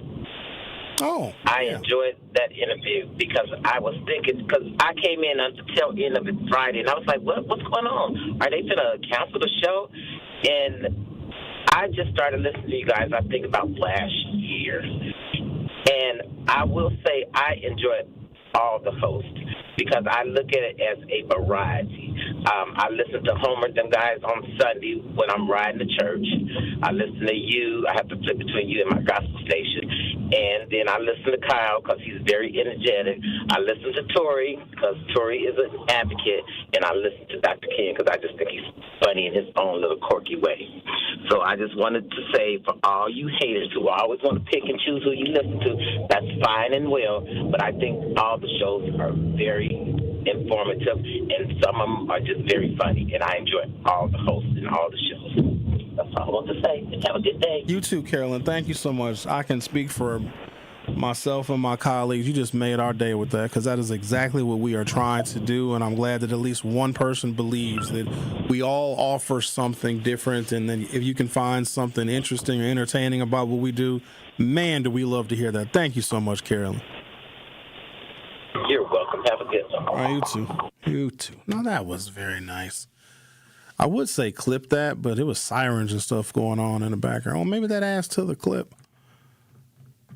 We are a very unique set of individuals here on this radio station, but I think that's what makes us special. Some of our content, it don't even make no sense how different it is, but Craig said it on Friday. there was a spirit to try and capture the diversity that is Black thought, and our thoughts are all over the place. And I think it's necessary, even if you disagree, because once you listen to somebody that you disagree with, you begin to understand where their viewpoints come from. We're all very unique. I know that we want to act as a whole community. We're all moving together, but there's different ways to get there, and one is not necessarily right. One is not necessarily wrong. We got to understand that people's opinions are exactly that, their own thoughts and their own judgments based on the world that they developed in. Some people developed in worlds that are very different from ours, therefore they have a different worldview, and it's okay to disagree with them. Craig and I didn't get into the conversation I really wanted to have. He and I got into a knockdown, drag out, like one of the worst arguments I've ever had with anybody, ever, professionally, let alone somebody that I work for. I knew that when he and I were getting into it, and it was a very, let's just say it was an impassioned discussion about the truth, because he has his ideas and his perspectives, and I have mine, and they kind of clashed one day. And so we were in his office. And I don't know if you can tell, Craig is like no tact, tell it like it is. He ain't going to sugarcoat nothing. He's just going to keep it a little bit too real sometimes. So I walked in his office, and I knew that the conversation I was going to have with him that day was going to be very, very contentious. And right when I walked in, dude started. So I fired back, and he fired back. Now we firing back. Now all the white people that's outside the office, they're all looking at us, staring at us. I'm like, oh, I'm getting fired for sure. And we ended up shaking hands at the end of the conversation, because I think those of us that put in this work, that come here every single day, have a different perspective. And also, we live here. We're members of this community. I'm not separate from any of y'all. Hell, me and Homer live right around the corner from each other. Homer hears the same gunshots that I hear. And so when this is my home and my community, and y'all are my friends, you're my family, you're my neighbors, my perspective is very personal. Craig's is professional, as it should be. But I think there's sometimes not a clashing, but just a different set of vantage points and viewpoints when one person is got a personal perspective and another person has a professional one. But we were able to work it out. But I knew he was going to fire me that day. I was ready to pack up my stuff. And he was like, okay, Sherwin, well, I guess I'll talk to you later. And then he ended up texting me later on and said that he appreciated the conversation that we had. And so that's one thing I can respect about him, because you usually can't yell at a white dude that pays you. You know what I mean? That don't really work out too good, but no, it's all good. Hey, who is these two? I don't know what you're saying. It's just a cute girl out front of them. I'm going to miss it here at the market. Look how thick she is. Hey, can I say that on the radio? Hey. Yes. Yeah. Uh-huh. Okay. I kind of want to interview them. Tell them to shake it. Don't say that. Did you say that on the air? Yeah. That's not bad. She was thick as some fog. I got to take a break. Come back and talk to Al on the other side. Al, listen here now. No, you know what, Al? Screw it. Come on, Al. Come with it. Come on, Al. I'm going to take a break. I'm going to come back. Come on, Al. Show me what you got. Oh. I want to hear what Al got to say. I ain't going to be like, oh, no, Al, you have to filter. No, Al, you better come with it. Oh, okay. Al, you better come correct or don't come at all now. Maybe we'll clip this for your Hughes Views group. Yeah, go follow Hughes Views on YouTube. I don't even know what I post on Hughes Views. Speaking of posting, I usually share this broadcast on my social media, but I didn't do it today. All right, let's take a break, right? At 11 o'clock, we're talking to Coleston Morgan Jr. from City Forward Collective, and we're doing our show segment, Forward Together for Kids with City Forward Collective. We're also going to be joined by J. Artis Wright, who's the Executive Director of Freedom Coalition for Charter Schools. We're going to talk about education, because we love to talk about education, because we love the poorly educated. The Truth with Sherwin Hughes will be right back. You are listening to The Truth with Sherwin Hughes on 1017 The Truth app, and 1017thetruth.com. Forward Together for Kids is going live on The Truth with Sherwin Hughes. Join City Forward Collective's Coleston Morgan Jr. along with special guests J. Artis Wright, Executive Director of Freedom Coalition for Charter Schools, for a conversation on connecting a national charter school advocacy movement to Milwaukee's unique story as the birthplace of modern school choice. Tune in Tuesday, May 5th at 11 a.m. on The Truth with Sherwin Hughes and join the conversation. You're a hard worker. Provide for your family, and help out in your community. You've been there for so many others. But when life challenges you, when rising costs, unexpected repairs, medical bills, or simply a rough stretch make it hard to keep up on a limited or low income, you're not alone. Your local Wisconsin energy and emergency assistance providers are here for you, working together to keep you safely in your home and your heat and power on. If you're struggling with high utility bills, facing a disconnect notice, or dealing with a furnace emergency and your limited or low income isn't enough, support is available. Visit www.heat.help or call 1-800-506-5596 to apply for a hand up. Life's better with Drive My Way from American Family Insurance, because we know it's more than just a car. It's your escape pod, your adventure mobile, your memory maker. And we help protect the dreams that drive you. Personalize what you pay for auto insurance and you could save between 10 and 35%. American Family Insurance. Get a quote and find an agent at amfam.com. Products, pricing, and availability vary based on the way you purchase insurance and by state. Unsafe driving behaviors may increase your rate. American Family Mutual Insurance Company, SI, and its operating companies, 6000 American Parkway, Madison, Wisconsin. Sweet Talks Medical Spa in Menominee Falls. Skip the sterile clinical office feel. Sweet Talk stays on the cutting edge of beauty and wellness innovations in a vibrant, playful space promoting self-love and confidence. Sweet Talk specializes in a range of treatments including injectables, medical-grade skincare, weight loss, hormone therapies, and more. Not sure where to start? Sweet Talks offers comprehensive wellness consultations to create a customized plan centered around you. Because at Sweet Talks, your goals are their goals. Learn more at sweettalks.com. Join Cousins Club Rewards today. Grab your first sub and your next one could be free. After your first qualifying purchase, you'll earn a free sub and start collecting points for free food, exclusive deals, and even Cousins gear. Sign up today. It's fast and easier than ever on the Cousins Subs app. Earn points online, on the app, or in store. However you enjoy Cousins Subs, your rewards are right at your fingertips. Cousins Subs. We believe in better. This is The Truth with Sherwin Hughes on 1017 The Truth app, and 1017thetruth.com.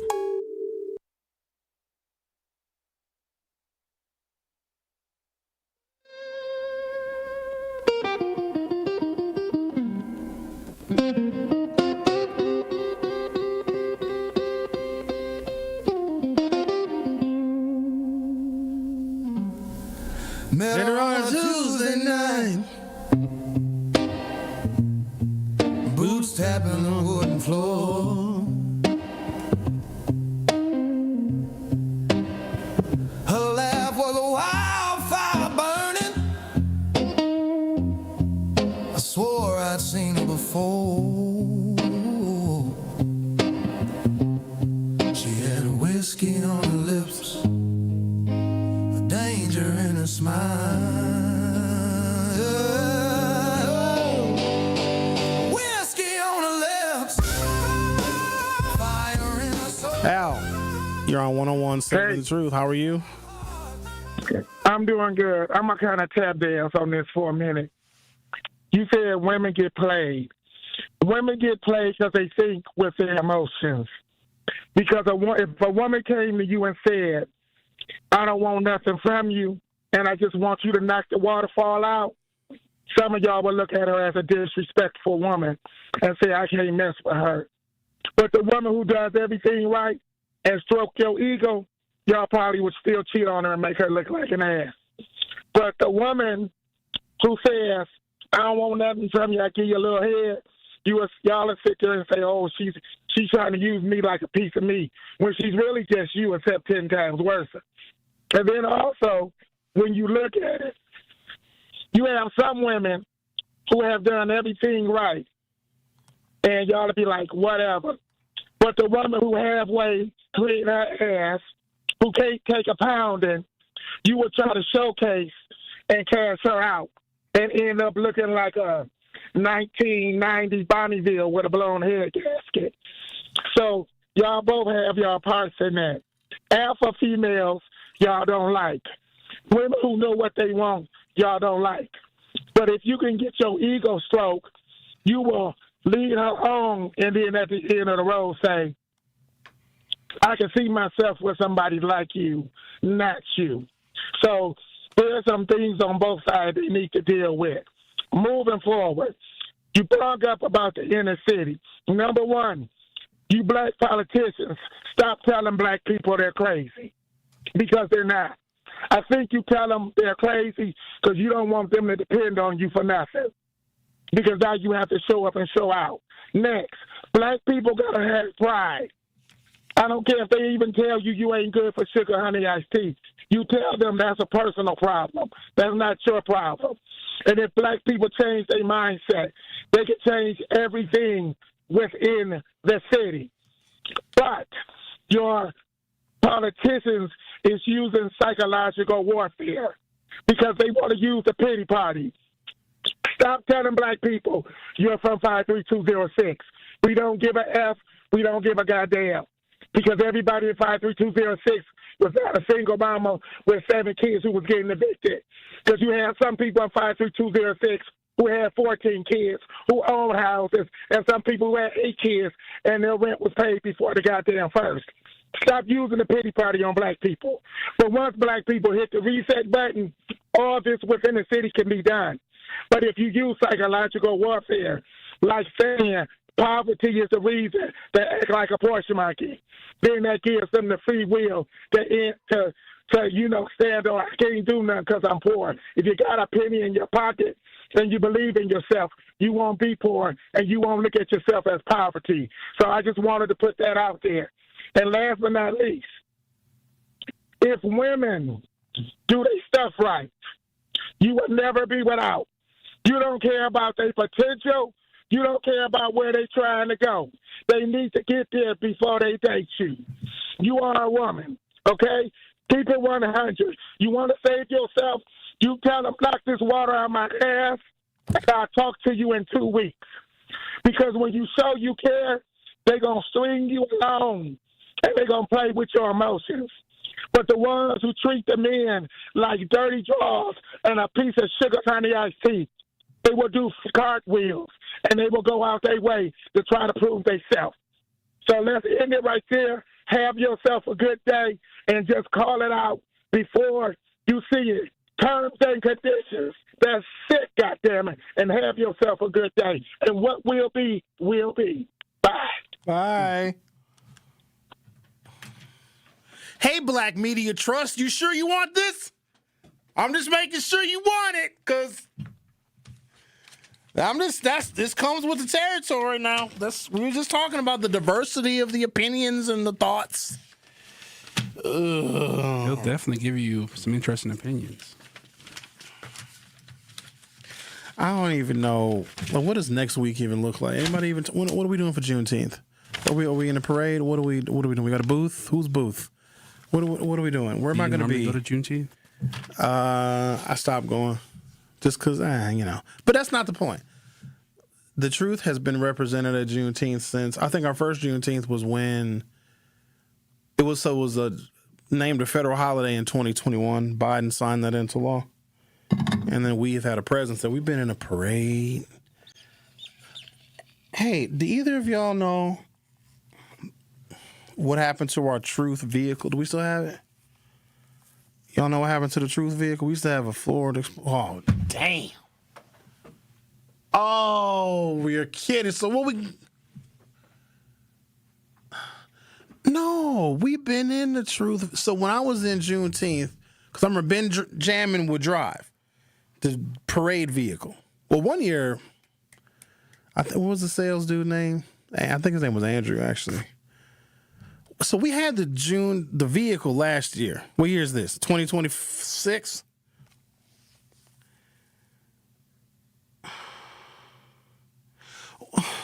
When was the last time we had a Truth Family Fest? Last year, Riverside. It was there. We was not there. Your heart is broken. I don't know. We used to have a vehicle, though. Zach is breaking your heart over here. I mean, I never drove the damn thing. I thought it was overkill, actually. But we had it for at least 2 years. Because Maya would drive it. Well, Maya had been gone. Okay. I'm going to talk to Coleston Morgan from City Forward Collective. Coleston, do you know what you're walking into, sir? Well, we know how to clean it up. Sometimes we go a little bit off script and we take calls from anyone and we have organic conversations about love and life and relationships and Al, and then we can get it back together and have meaningful, insightful, informative, and intelligent conversations to hopefully move the needle forward. The Truth with Sherwin Hughes will be back with Forward Together for Kids with City Forward Collective. You are listening to The Truth with Sherwin Hughes on 1017 The Truth app, and 1017thetruth.com. He's the voice for the people and the community's connection to change. So I was shocked that they let an advocate get on the air, because I was like, man, do y'all really want to know what's really going on out here in these streets? I wish I could have a whole show that y'all could listen to every phone call that come to my.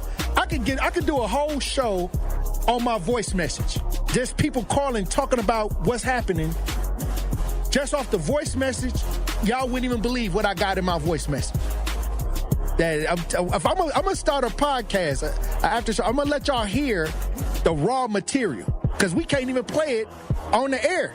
That's how real it is out here. That's why I ain't got time for all y'all all that extra stuff that y'all be trying to do. I'm just happy that we're able to have these great, powerful conversations. But I'm going to always remind y'all that we got to still get out here and get to work. The Tory Lowe Show, weekdays from 1 to 4 p.m. Live on YouTube and right here on 1017 The Truth.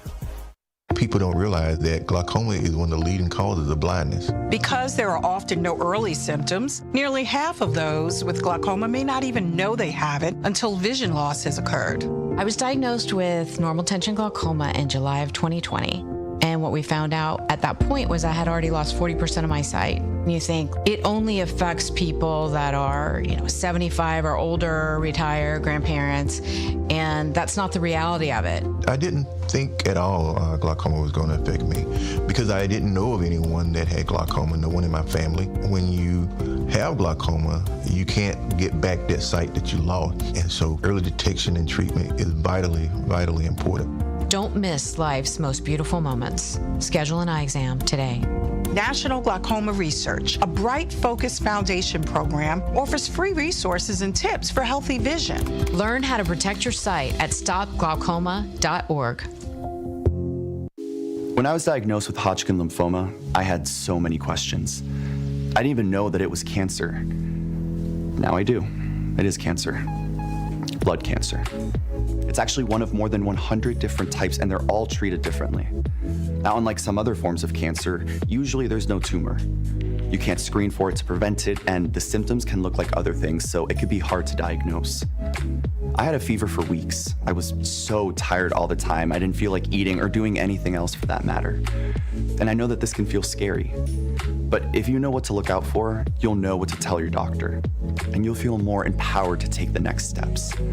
Like getting in touch with the people who know the ins and outs and can help with everything blood cancer related. Blood Cancer United. They work one-on-one with each person who reaches out to answer questions and offer resources. Blood Cancer United was there for me, and they can be there for you. Go to bloodcancerunited.org to learn more. Milwaukee's Black Talk lives here. You are listening to 1017 FM, 1510 AM WGKB Waukesha, and W269DL Milwaukee, a locally owned Good Karma brand station. More of The Truth with Sherwin Hughes is next on 1017 The Truth app, and 1017thetruth.com.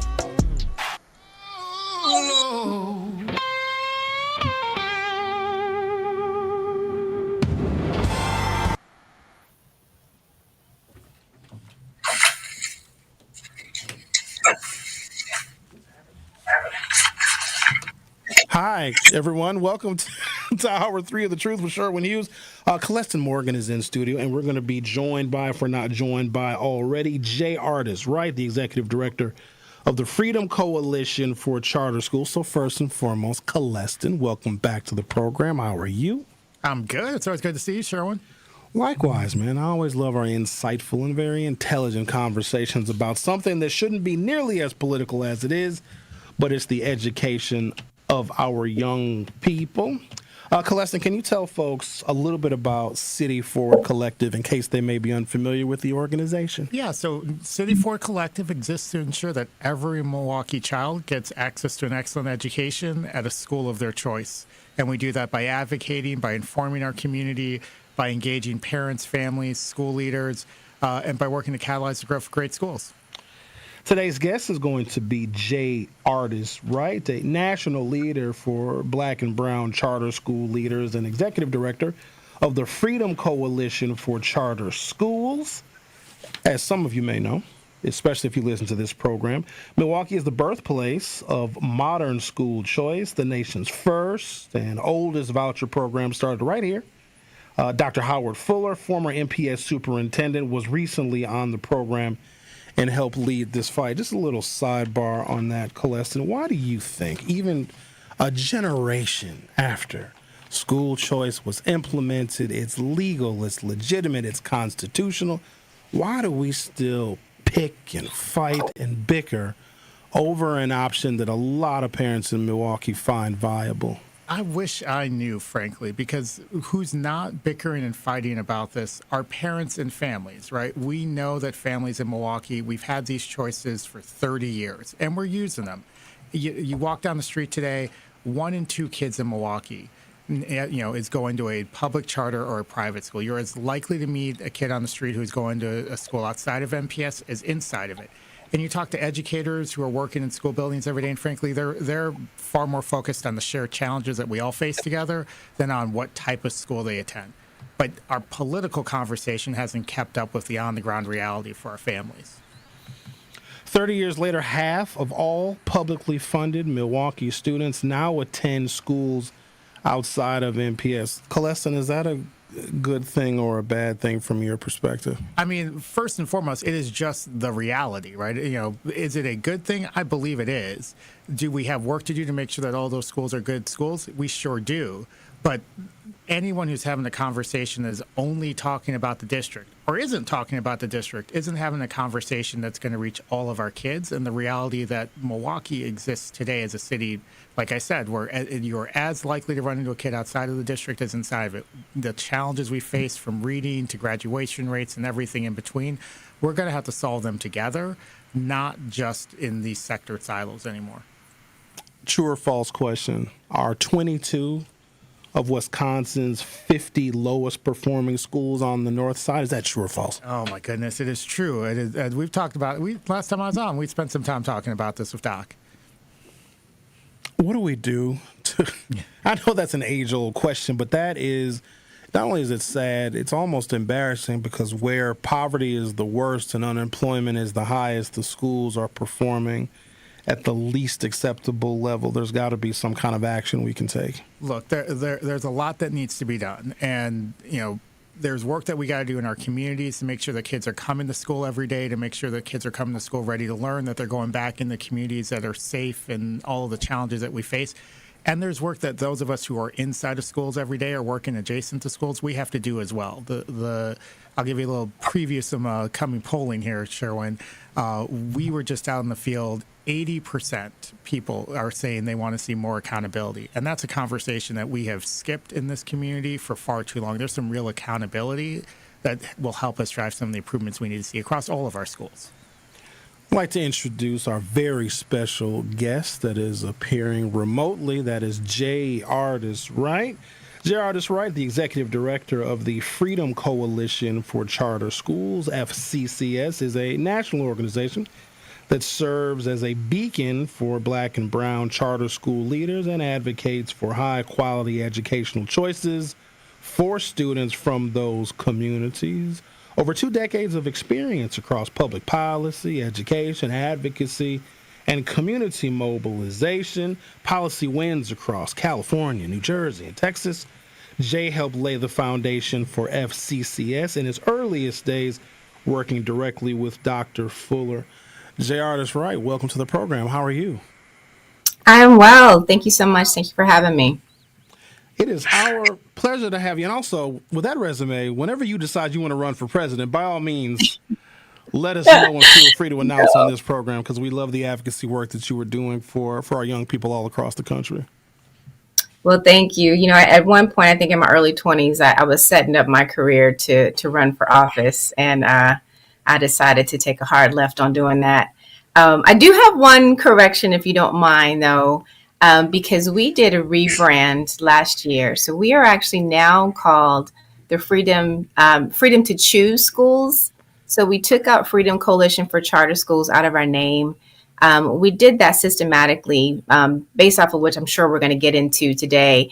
The simple fact that is charter schools are not the silver bullet for what we know to be the direction that all of our families need to go in to have a better education. However, we do know that charter schools are doing well. But I just wanted to correct that, because Freedom to Choose Schools still centered around Black and Brown school leaders and educators. However, we also support Black and Brown educators across the spectrum. So whether it be micro school, homeschool, magnet school, choice is a universal way that we're looking at our advocacy. Can you tell us who Freedom to Choose serves and who the coalition supports, and why Black and Brown leadership matters in the charter sector? Yes, I can. So first and foremost, we are unapologetic about naming the fact that we focus on Black and Brown school leaders as the center to what we feel could be the catalyst for academic improvement. I mean, anytime Black people put their hands on something, it's transformational, whether we look at sports, whether we look at arts, science. And so the same is definitely true in education. And so we focus on centering Black and Brown educators, because Black and Brown educators, they shape culture in schools, they build trust in their schools. They're the anchor for communities when done right. Parents and students will come to them for problems and situations, even those outside of the school. And so the difference between our organization as opposed to others is that we focus on the school leader in the school leading what we see as the advocacy work. And that is so important because of what, just the naming of curriculum and how we develop what is happening in the school, but also because when we look at schools as a whole, you had asked the question to Celestin, why is conversations about school choice such a huge issue? Because it's money involved. We're talking about an $800 billion industry. And because of that, we know that systems and money will shape and influence the direction of how people are going to choose what they do and how they do for their family. And so for school leaders specifically, they have the rare ability to live in both worlds. They are both educators, they are both community leaders, but they are also both business owners and people who are trying to make sure that their schools operate in kind of a business mindset. Jay, you spent more than 20 years in public policy, education, and advocacy. What brought you to this work personally? Because this has to be a labor of love. So tell us a little bit about your journey and your story. Yes, indeed, sir. So I'm the first in my family to graduate from college. Everybody in my family went into the military and chose the military route to get educated. But this was so personal for me because, going into my elementary and junior high years, I was in gifted and talented programs. My family split up when I got to high school, and I had to, at the last minute, go to a local public high school, which was a huge culture shock for me. And because I was new to that community and new to that environment, I lost my way. And it took me about 2 years, going into my junior year before I finally found out the direction I wanted to go. And thankfully, through sports programs and being active, I was able to get into college. But it was a hard journey for me. And so I always reflect back on that time because had it not been for my community, my church, specific Black teachers who fed into me, especially when other teachers were basically telling me I wasn't college material, I would not have even thought about pursuing college or anything further than that. And so I've always been blessed to have a series of mentors around me. As I told you, I started my career specifically thinking about running for public office, also because I've always had a foundation of really strong Black leaders. Dr. Howard Fuller is a mentor of mine, but even before him, I grew up in California, and in the political space, I had people like Senator Diane Watson, who was the first Black senator in California, who mentored me, and I was an intern for her. So I always chose my career based off of that premise. Where do I see me in that work that I'm doing, and how can I bring more people like me into that work? And so when I got into education, or when I got into public policy, there wasn't that many of me, quite frankly, the further up you went into policy. So I started lobbying, for example. I actually worked for Fox Entertainment at one point, and I was always one of few in the room. And at the same time, I knew the unique perspective and authenticity of having more people like me in the room. And so I've always been one of those people that was like, if I'm in a space and I'm the only one, how can I make sure that more people are like me or in those spaces? And so moving into this realm, it was definitely about, okay, I've got all this experience. What I've learned from the landscape of politics and education is that a lot of people who are educators that go into public policy do not know the politics of it. And so I've been blessed to know both sides. I know how to be an advocate. I also know what lawmakers are thinking. And I think that that's my unique position now. We are very familiar with Dr. Howard Fuller and the lasting impact his legacy has had on Milwaukee, but he is also a founder of Freedom to Choose Schools. Can you talk about Dr. Fuller's, his influence and his legacy when it comes to the school choice movement, not just here, but nationwide? Absolutely. So, I mean, as you all know, Milwaukee was a birthplace for school choice, for charter schools. Specifically, what grounded us in starting Freedom to Choose Schools was mainly because Dr. Fuller was seeing that even in the charter school movement and the success that was happening in the charter school movement, we were still seeing major disparities specifically for Black and Brown students. And so that was a huge issue because what we see as success across the board and having options, we're still finding problems directly with Black and Brown kids. And so Dr. Fuller has always been centralized around how do we uplift Black and Brown students specifically. And so that was the whole genesis of building the Freedom Coalition for Charter Schools, because we wanted an organization that focused primarily on the elevation of Black and Brown kids across the board and using that as a leverage point to be able to work in policy and talk about politics and the such. Jay, we hope you can hang around. We're going to take a little break. We're going to come back, and then Celeste, I'm going to bring you back into the conversation, so how we can connect the national picture when it comes to education, charter schools, and school choice to things that are happening here locally. You are listening to Forward Together for Kids with City Forward Collective. Myself, Celeste Morgan, and Jay Artist Wright will all be right back. Don't touch that dial. The Truth with Sherwin Hughes will be right back on 1017 The Truth app, and 1017thetruth.com. The revolution starts in our mind, right? You know when Gil Scott-Heron said the revolution won't be televised? Like he didn't mean that you won't be able to watch it on TV. He means the revolution starts in your mind. You nincompoop. Y'all been running around saying that for 60 years. The revolution won't be televised, and didn't even know what the hell it meant. It starts with us. Let him cook. Watch all your favorite 1017 The Truth shows by subscribing to 1017 The Truth on YouTube. How much does it cost to talk to Gruber Law Offices after a serious crash? It's free. Yes, free. As in, it won't cost you anything to speak with us. Not sure if you have a case? Call our team at Gruber Law Offices today. Your first call and your first consultation are always free. And you'll never pay us a fee until we win your case.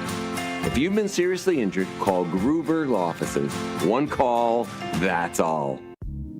Join me every Friday at 11 a.m. for the Milwaukee Experience with Sherwin Hughes, presented by Visit Milwaukee. We're a city that knows how to celebrate, where the calendar is packed with festivals, the plates are piled high with flavor, and a lakefront sunrise sets the stage. Here in Milwaukee, every street leads to something worth savoring, a place that welcomes you with open arms and where joy is shared in bites, beats, and cheers. The Milwaukee Experience every Friday at 11 a.m. exclusively on The Truth with Sherwin Hughes, presented by Visit Milwaukee. In Milwaukee County, equity means making sure everyone has a real chance to thrive. That's why the Milwaukee County Office of Equity works to help remove barriers, strengthen community connections, and support fair access to opportunities across Milwaukee County. Want to learn what they do, explore resources, or find ways to get involved? Just search Milwaukee County Office of Equity online. Milwaukee County Office of Equity, advancing equity for all Milwaukee County residents. For more information, search Milwaukee County Office of Equity online. You served behind the desk. You served in combat. You did 4 years and got out. You were drafted. You gave 20 years. You gave exactly what your country needed. And so did you. When you raised your hand and swore an oath to your country, when you put your name on a dotted line, you became part of only 1% of Americans who did the same. You are a veteran. You are a veteran. You are a veteran. Because no matter when, where, or how you served, you made a sacrifice for your country, and you deserve support. If you're struggling with life after service, don't wait. Reach out.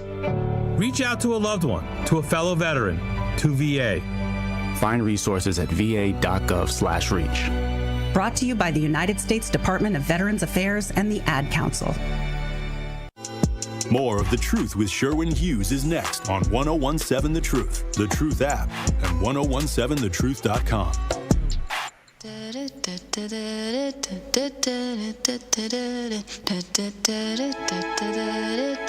Welcome back to Forward Together for Kids with City Forward Collective. We're also joined virtually by J. Artist Wright. She is with Freedom to Choose Schools, and we're having an insightful conversation about what I think is one of the most important issues of the day, and it is education. Colestin, let's bring you back into the chit chat, shall we? Yeah, let's do that. And hey, Jay, it's good to hear you. Hey, good to see you. Or hear you. How do we connect the national picture to what is going on right here, right now in Wisconsin? I'm not sure if you've heard, Colestin, but there's a bunch of people running for governor in the state of Wisconsin. Just a few. Yeah, just a few. Everybody, their mother. Some of them work at restaurants. We'll figure Some it out. of them are single mothers. We will figure it out eventually, and we'll spend a lot of money doing it. That's kind of what we do up here. Before I go there, though, I got to go back on that last question before we went to the break, because I know all of us sort of share a affection is not quite the right word for Dr. Fuller and his legacy. And I knew him as my superintendent. I knew him as a leader here in Milwaukee. But you know, Sherwin, that I spent about a decade working in New Orleans. And it really wasn't until I ran back into him in New Orleans that I realized just how wide a path he had cut nationally. And just how, I think we're all seeing it now with the documentary that came out. So, we are blessed, and sometimes I think we sort of lose track of the blessing that we have here in this city to have Dr. Fuller, not just the leader he's been for Milwaukee, but the leader he's been in this movement nationally. So I just wanted to, give him his due and his credit and tying these two things together, because the movement that he helped launch here in Milwaukee, right? And we hear lots of different stories about this, right? Lots of times it's become, I worry that the conversation often gets drifted into this is some right-wing plot that got hatched in, Project 2024 or something. We've been at this for 30 years, and it's been people like Dr. Fuller, people like Representative Polly Williams, right? Like the whole crew of people here in Milwaukee and in other cities around the country that brought this forward, that have led this movement at every turn. And I worry that the conversation in 2026 in Wisconsin that you're talking about, that we're having in our governor's race and in our politics more broadly, is missing the reality that this is not something that other people did to us. This is something that our forefathers fought for. This is something that our families are using today. This is something that, we need to, is it perfect? No. But is it, is this something that's being done to us? No, that's also not the reality. And I just worry that the way the story is being told in the political conversation doesn't match the reality.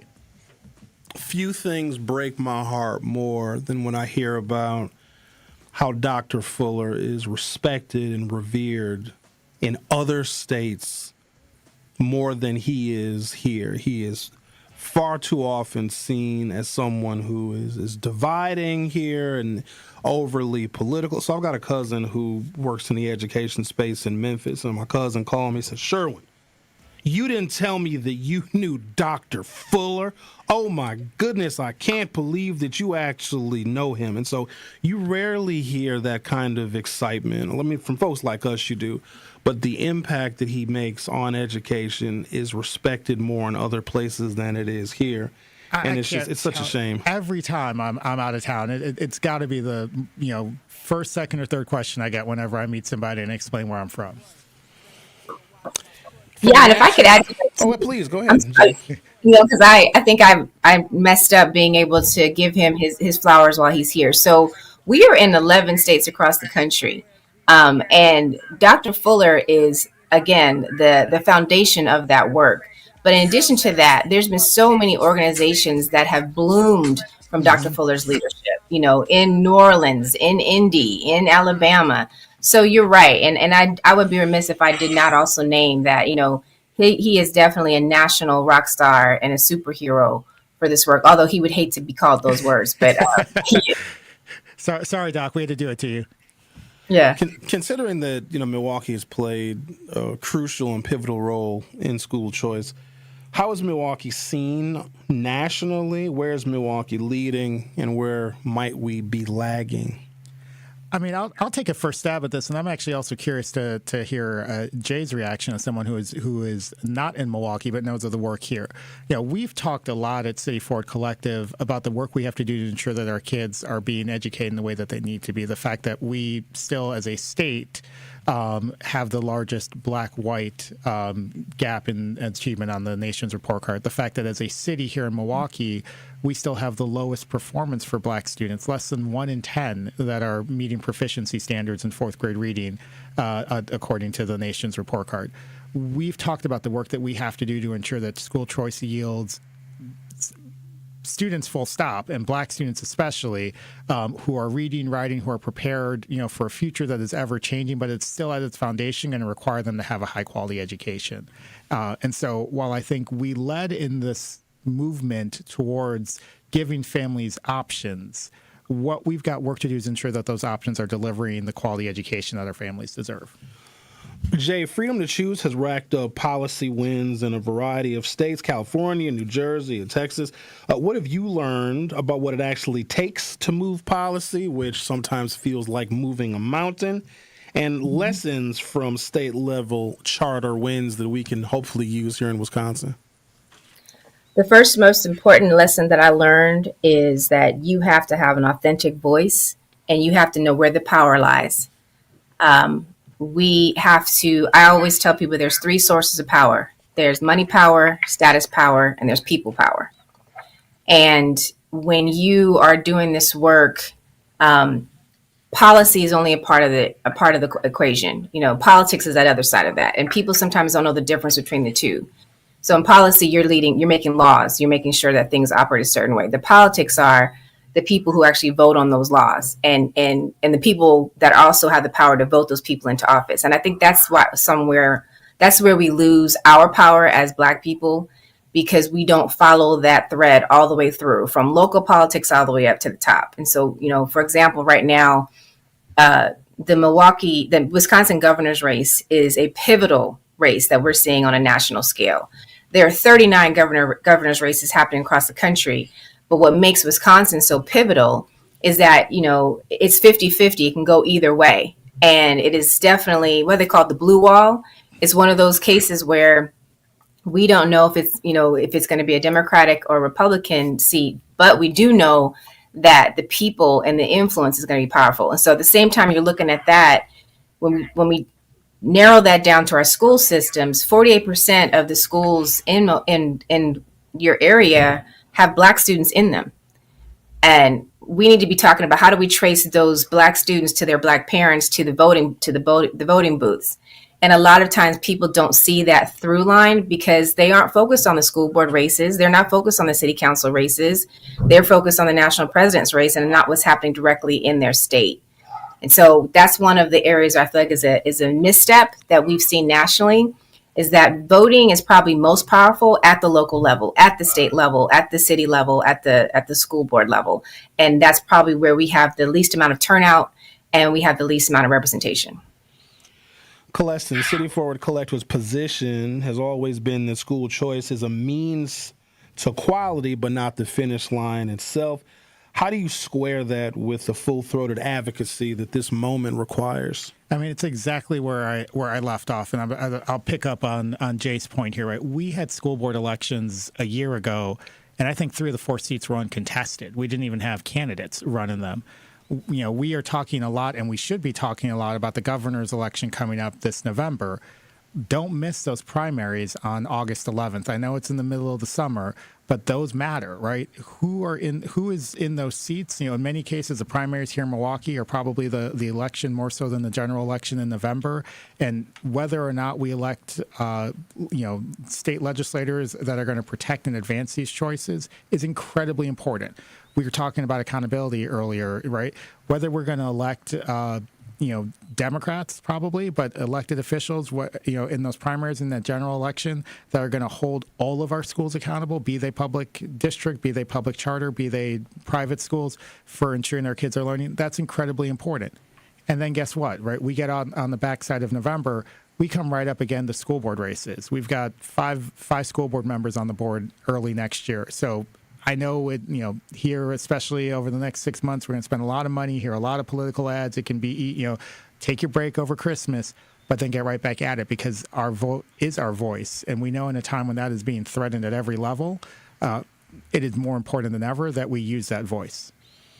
People recently got their increased property tax bills here in the city of Milwaukee, and that was not free from complaint. One thing I would like to do is urge people to get more involved and to get more engaged. At the same time, we just found out that our Milwaukee Public School District, when it comes to the performance of Black children, leaves a lot to be desired.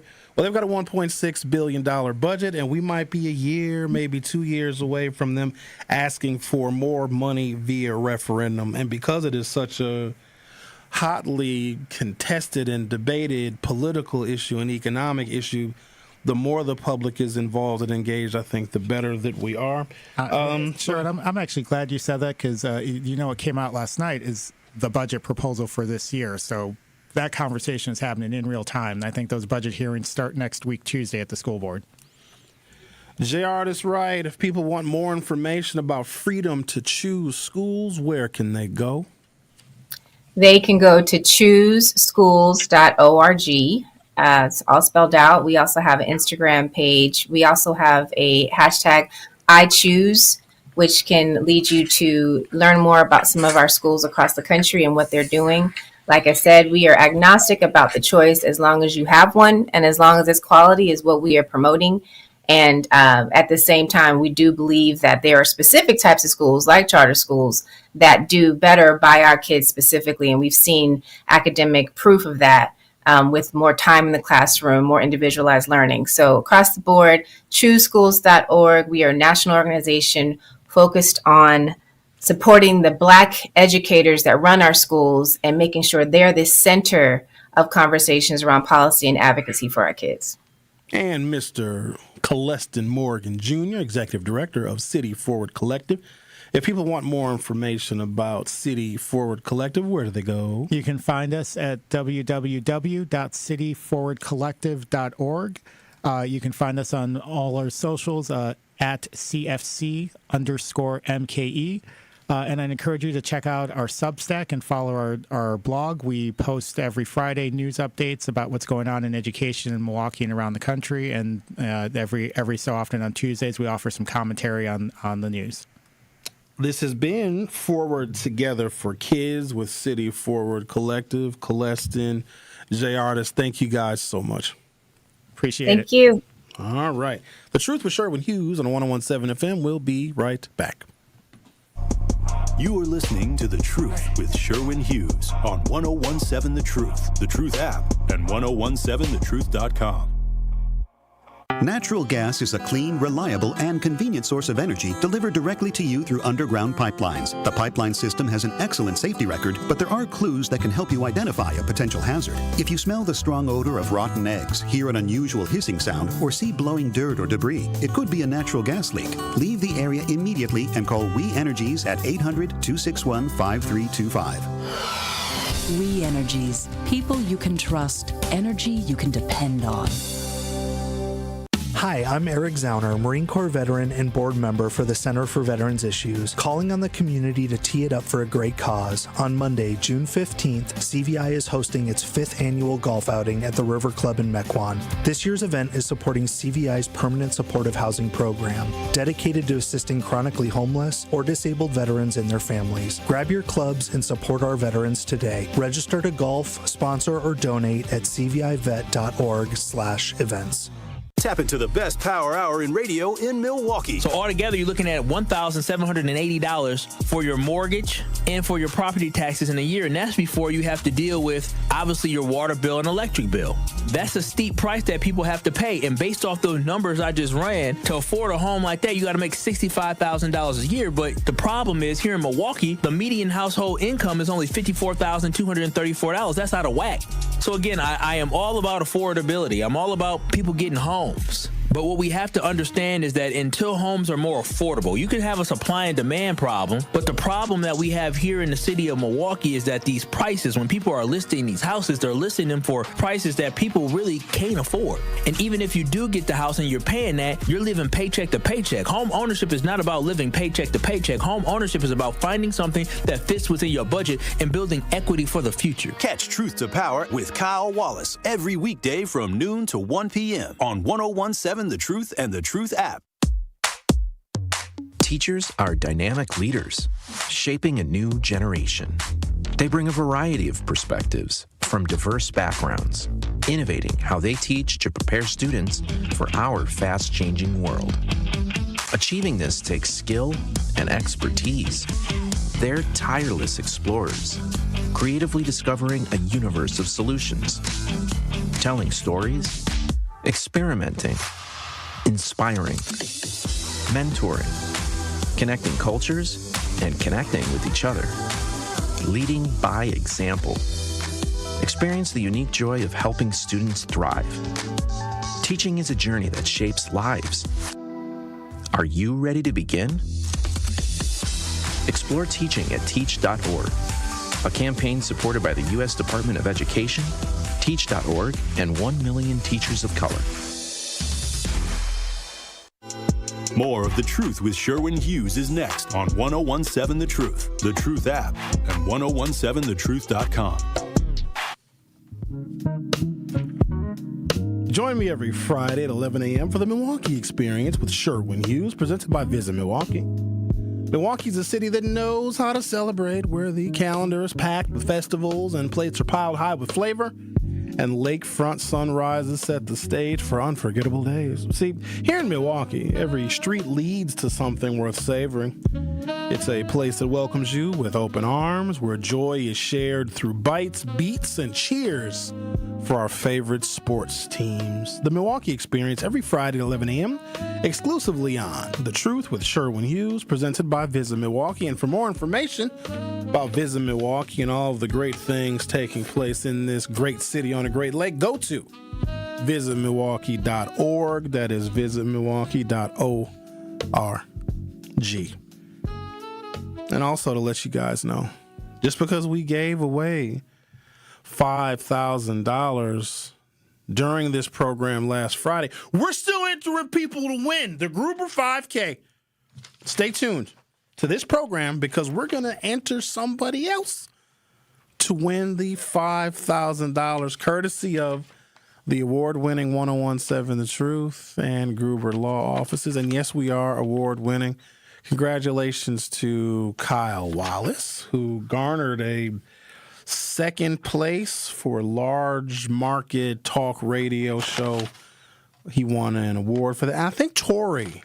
Didn't Tori win something? I think Tori got an award. Tori always wins the awards. He's our most decorated host here at 101.7 The Truth. So you might be asking, oh, Sherwin, what did you win? Nothing! But also, I did not enter, because you have to submit segments to be judged, and then the judges will determine which show or which segment, which program will win a Wisconsin Broadcasters Award, either first, second, or third place. We stopped submitting for my show. Well, I stopped wanting to submit probably in 2023. And I realized that I don't know those people. And an award from people that I don't know doesn't mean much. My award and reward is the impact that I can have in the city in which I live, work, and play. And you all have sent awards to me. So, and still anonymous. I don't know who this person is, but they sent me this beautiful crystal plaque that they had sent to the station. They didn't tell me who it was from, and it listed all of my accolades and all the things that I've done. So thank you. It even listed me as a artificial intelligence smooth jazz album producer and curator on that beautiful crystal plaque. So whoever you are, thank you so much for spending however much money you spent on that crystal ornament and sending it to me. See, that's the kind of stuff that matters to me. So, Xavier, you look like you saw a ghost. I don't know what your problem is, right? I'm just admiring your head attire. Are you being racist? What's wrong with me wearing a bonnet? I don't know. I'm just coming up with a conspiracy that you've been collecting different bonnets from different women that you've been interacting with. First of all, incorrect, because if a woman wears a bonnet, the last thing she gonna do is give it to me. I don't know why these people in the window here are staring at me like you ain't never seen a black man with a bonnet on. Y'all are ridiculous. So racist. I swear. You see, I got different colors. This one matches my shirt. Yeah, and that's what I'm saying. I'm wondering what other colors you're going to have for us. Oh, I have others. Oh, yeah, I know. That's why my hypothesis is pretty good, I think. I absolutely do have. You got to coordinate. You know what I'm saying? You got to have different colors. Yeah, kind of like the Sheiks. Got to mix it up a little bit. Yeah, and plus I got to protect my hair. Yeah, you do have a lot of hair. I got to protect what follicles I have left. One day I might want to grow an afro back, and I want to make sure that my hair is protected. I particularly like this bonnet because it matches my headphones. How would your hair grow back in if you let it grow? How? Yes. Oh, good Lord. George Jefferson? Not that bad. I'm probably a little thin on the top, but I've been shaving my head since before I started going bald. So back in the 90s, Michael Jordan just made the bald head sexy. And I just got tired of going to the barbershop. For a while, I was cutting my own hair. And it's a lot of maintenance, giving yourself a fade. And I was like, let me try something. Let me shave it all off. It was just a random, impulsive decision to shave my head. And I remember because I was living at home at the time. And I came out of the bathroom. My mother looked at me like she didn't even know who I was. She's like, "You are not my child." But then my girlfriend came over. I didn't tell her. I said, "Hey, come on over to the house." She's like, "All right." Man, when she got a look at this shiny, beautiful, chocolatey, glistening, glimmering milk dud head, she wanted to lick it. You should have seen the lust that she was overcome with, and that's when I knew I made a good decision. Now, I wore my head or shaved my head for like the next 5 or 6 years, and then I think the mini afros started coming back. So I was like, oh, let me grow my hair back out so I can participate in this current trend of African-American male hairstyles, the little mini afro. Well, got a little thin on top, so in the years in which I was shaving my head, I was losing a little bit of of hair on the roof, and I was just like, screw it, I'll just keep it shaved. And I've been shaving my hair for probably 30 years now. So, yeah, that's just... At least you don't have to deal with the hassles of the barbershop like I... No, not at all. And back in my day, so I went to the Looking Good salon, which was on like 64th and Silver Spring. And it's interesting because it was a real popular barbershop. But in the parking lot, you had Mercedes, Jaguar. I don't even think there were Lexuses weren't quite popular yet, but a lot of very expensive foreign cars because the barbershop was the how do I explain it? The cover for big time dope dealers. And they all happened to like cut hair, and so they put their money into getting this space, and they all had a barbershop because you need a place where you can wash your money. And a barbershop is one of those many places where you can do that. So yeah, it's a perfect spot. But I learned a lot from the dope dealers. In fact, not going to mention any name. Well, he went to prison. But one of the biggest drug dealers at the time, he used to drive me back to when I was going to Oshkosh. He'd drive me back to school. My mother loved him. She didn't know he sold dope. He was just a good dude, and he wanted to make sure that I stayed on the straight and narrow. And the game that he would give me, so the whole way driving up to Oshkosh, because he would always volunteer to drive me back up to school when I came home for the weekend, he just gave me so much insight because he didn't really have the options for professional success in his life. His only option was selling dope, but he wanted to make sure that I did not. And so he gave me all of this knowledge and all the things that I could do. He was really excited that I was in college. So while I was an undergrad, he went to prison. And then when he got out, I remember going to his party to see him after he did his bid. And at that time, I was working for a member of Congress, and he was like, Sherwin, I'm glad you listened. I'm glad you didn't follow in my footsteps. Now look at you. And this dude and he had nothing. Like his lawyers broke him. He did, I think, 3 and some change, and he got put in a halfway house, and he was on an ankle monitor for God knows how long. But at his party, I was so glad just to reconnect with him and just for him to express how proud he was of me. And I always keep those moments very, very close because they mean a lot. But yeah, the dope dealers, boy, they got game. They're not all bad people. They just didn't have the best opportunities in life. And he's like, sure, when you're going to college, don't mess it up. And he'd get on my ass, because every kid in undergrad thinks about dropping out, and you get sick and tired of the tests and the research and all this other stuff. Because back then we wasn't going on the internet and getting information. We had to go to the library and use the card catalog and find the book and find the reference materials and use a Xerox machine and have to make copies and have to use a damn highlighter. It was very mechanical and very analog back then. College was labor, but it also taught me a lot about myself. It also taught me how you can do research. And I do research the old-fashioned way. I don't just Google. All right, X, you want to play that famous soundbite to let folks know they can be entered to win 5 stacks? One call, that's all. Truth Nation, now is your chance to be our one call, that's all Gruber $5,000 giveaway entry for the day. That's right, we're doing it again. We are entering people to win the $5,000 courtesy of the award-winning 1017 The Truth and Gruber Law Offices. Oh, we'll take caller number. What should we do? Do caller number 8?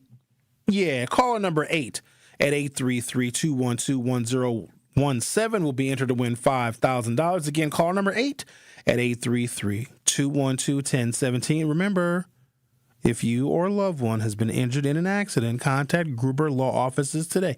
Visit them at gruber-law.com. And for official contest rules, go to 1017thetruth.com. Call number 8 at 833-212-1017 gets entered to win $5,000. The Truth with Sherwin Hughes will be right back. Don't touch that dial. The Truth with Sherwin Hughes will be right back on 1017 The Truth, The Truth app, and 1017thetruth.com. In 1987, the Bucks took on the world and changed basketball forever. At stake, basketball supremacy in the United States. Bucks versus the World, narrated by Charlie Behrens, is the new season of Behind the Bucks podcast, presented by Gallagher, your trusted insurance broker and HR and benefits consultant. It's the untold story of the 1987 McDonald's Open, when the Bucks became the first NBA team to face the Soviet Union. Listen now on Bucks.com/plus, the Bucks app, the ESPN Wisconsin app, and wherever you get podcasts. You're a hard worker. Provide for your family and help out in your community. You've been there for so many others. But when life challenges you, when rising costs, unexpected repairs, medical bills, or simply a rough stretch make it hard to keep up on a limited or low income, you're not alone. Your local Wisconsin energy and emergency assistance providers are here for you, working together to keep you safely in your home and your heat and power on. If you're struggling with high utility bills, facing a disconnect notice, or dealing with a furnace emergency and your limited or low income isn't enough, support is available. Visit www.heat.help or call 1-800-506-5596 to apply for a hand up. Are you planning a special event? Do you need a personal chef? Either way, make it tasteful. I'm Alicia the Chef, owner of Tasteful Events Catering, and we create customized food experiences for any occasion. We bring quality, flavor, and professionalism to every table. Whether it's a special event or everyday meal solutions, we focus on delivering more than just food. We create experiences. Book today or learn more online at www.tastefuleventscatering.com. At UW Credit Union, our home loans have everything you need for your next big step, including up to $750 off closing costs for all home buyers. And first-time buyers can save even more. So if you're ready to trade roomies for more room, or your townhome for an out-of-town home, UW Credit Union will be with you from start to furnished. UW Credit Union. Apply online today. Equal housing lender. Credit may be limited as required by program. Visit uwcu.org for details. Life's better with American Family Insurance because we know you love working weekends. If it means working on your dream home, both inside and out. And we're here to help protect those dreams so you can enjoy peace of mind. Save up to 40% when you bundle home and auto. American Family Insurance. Get a quote and find an agent at amfam.com. Products, pricing, and availability vary based on where you purchase insurance and by state. Some exclusions apply. American Family Mutual Insurance Company, SI, and its operating companies, 6000 American Parkway, Madison, Wisconsin. More of The Truth with Sherwin Hughes is next on 1017 The Truth, The Truth app, and 1017thetruth.com.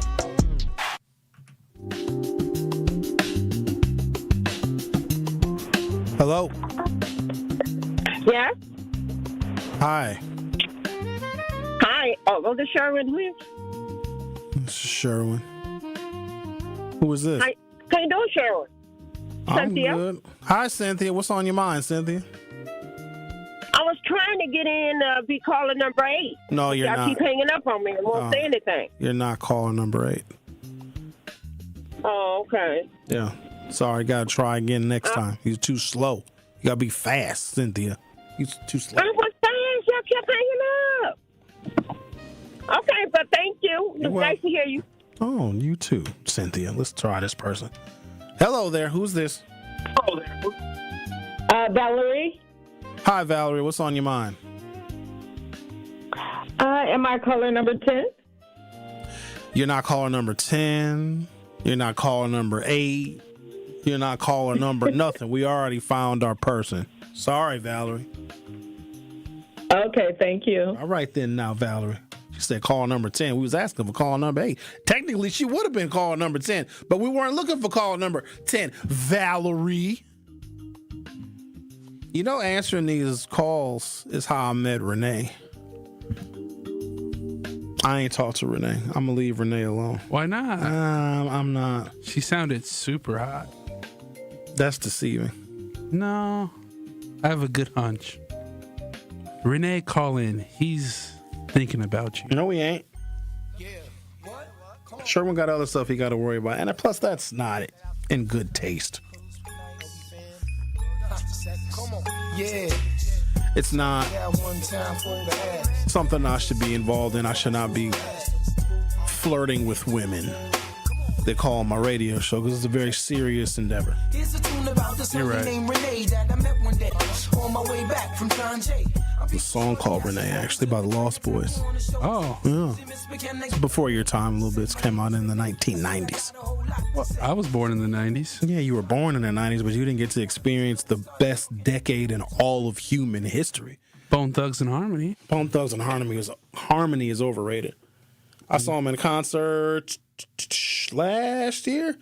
They sucked. Yeah, that's like 40 years past their prime. Yeah, they're not good anymore. But I never really was a Bone Thugs fan. They sang. I don't need my hip hop artists to sing. I want them to talk about shooting people in the face and selling dope and robbing baby mamas. I don't want... You're an NWA guy. Oh, my God. When Dope Man came out, when that 12-inch came out, we listened to it on a record. We played it over and over and over again. I don't even have the words to express the impact that when NWA launched and they dropped their singles and then their album, it was unlike anything we had ever heard. It was the most real, raw, raunchy, like it just spoke in a way that we had never heard. Because before that, hip-hop was all like about the party. Hey, party people, party, party. And Run DMC was singing about their Adidas. And nobody cared about the Adidas. Shoot somebody in the face. That's what we want to hear, horror stories about what's happening in the streets. Now we have too much of it, and now people are failing to see the entertainment aspect of hip-hop music. And unfortunately, when you don't have solid role models and family structures, there are some people that will listen to the lyrics and take them literally, and they will begin to live their life like a fictional character that is one of these modern rappers. I have never been one to solely blame the music, because that's not fair, because people make a choice to follow the lyrics of an artist instead of just appreciating that as a person's perspective and that is their interpretation of the world. You're not supposed to live your life by the lyrics of a rap song. You really are not. But I don't blame the artists, and we want to blame the artists, just like we blame the politicians. Let's just think practically for a second. If our elected officials legitimately told you what to do, how to live your life, you wouldn't listen to them. Yet we blame them when things go awry. But if they're telling us what to do, if they are the leaders that we want them to be and the leaders that we put in leadership positions, we wouldn't listen to them. Tell a mother she's doing a bad job as a parent and she'll want to kill you. But the same mother will have a kid that's out on the streets till 3, 4 o'clock in the morning, not going to school, probably has a gun. But if you tell that mother you're not doing a good job and your child is at risk of killing or being killed, then that mother will want to kill you. Let a teacher call home and inform a mother or a father in modern Milwaukee times that this child is being disruptive and unruly in school and that parent needs to take care of discipline at home. The parent will want to come to the school and fight the teacher. So whenever we have people that I believe have our community's best interests in mind and they're trying to give us some tough love and say, hey, this is what we need to be doing. This is how you need to be a better person, a better citizen, a better resident. We won't listen to them, yet we blame them when things are all screwed up. You can't blame the elected official. How much power do they really have? Plus, black folks don't listen to anybody. We don't listen to our pastors. We don't listen to our parents. We don't listen to our elders. We just don't. And so blaming elected officials is a cop-out. It means that I can continue participating in the downfall of my own city, but then not take any responsibility for it. That's why I refuse to pick up garbage. Don't you ever invite me to a neighborhood cleanup. In fact, if you invite me to a neighborhood cleanup, I might bring garbage and dump it on the ground. Don't invite me. That's the least we can do. I'm too embarrassed. I'm too embarrassed to want somebody from somewhere else to pick up trash in front of my house. Like, what else could I possibly be doing with my life where I can't pick up garbage just in front of my house? I got people that come to my house. They come and visit old Sherwin. You better call first, because I will be naked. But that's embarrassing for me if you come to my house, because I like to be a good host.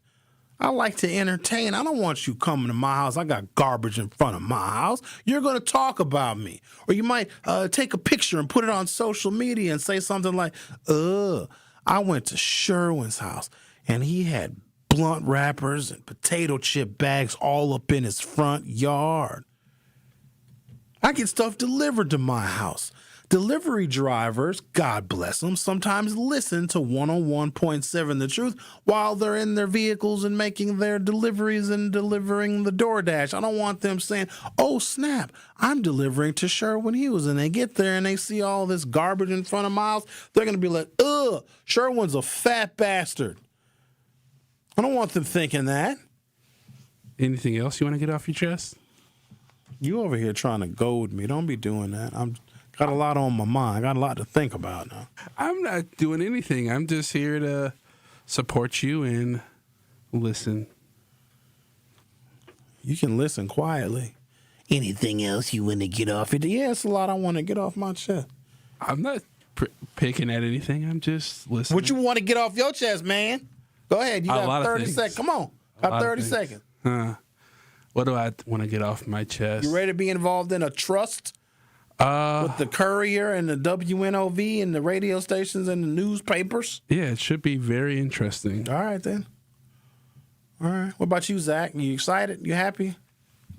Zach can tell it like it is. Zach, are you excited to be a part of the new merger? The Black Media Trust. Oh, there. Zach just gave his answer of a head shake. Yeah. Well, thank you for listening. My show is over. I have to go now. Kyle Wallace is up next. Come in with straight truth. If you acted up, if you were out here doing any kind of foolishness or just something that people know would make your family's name look bad, your neighbor from down the street, if they see the son or daughter, be like, what are you doing? They gonna call you out. They gonna let you know that they saw you. And then they gonna tell you, come here. Now, you know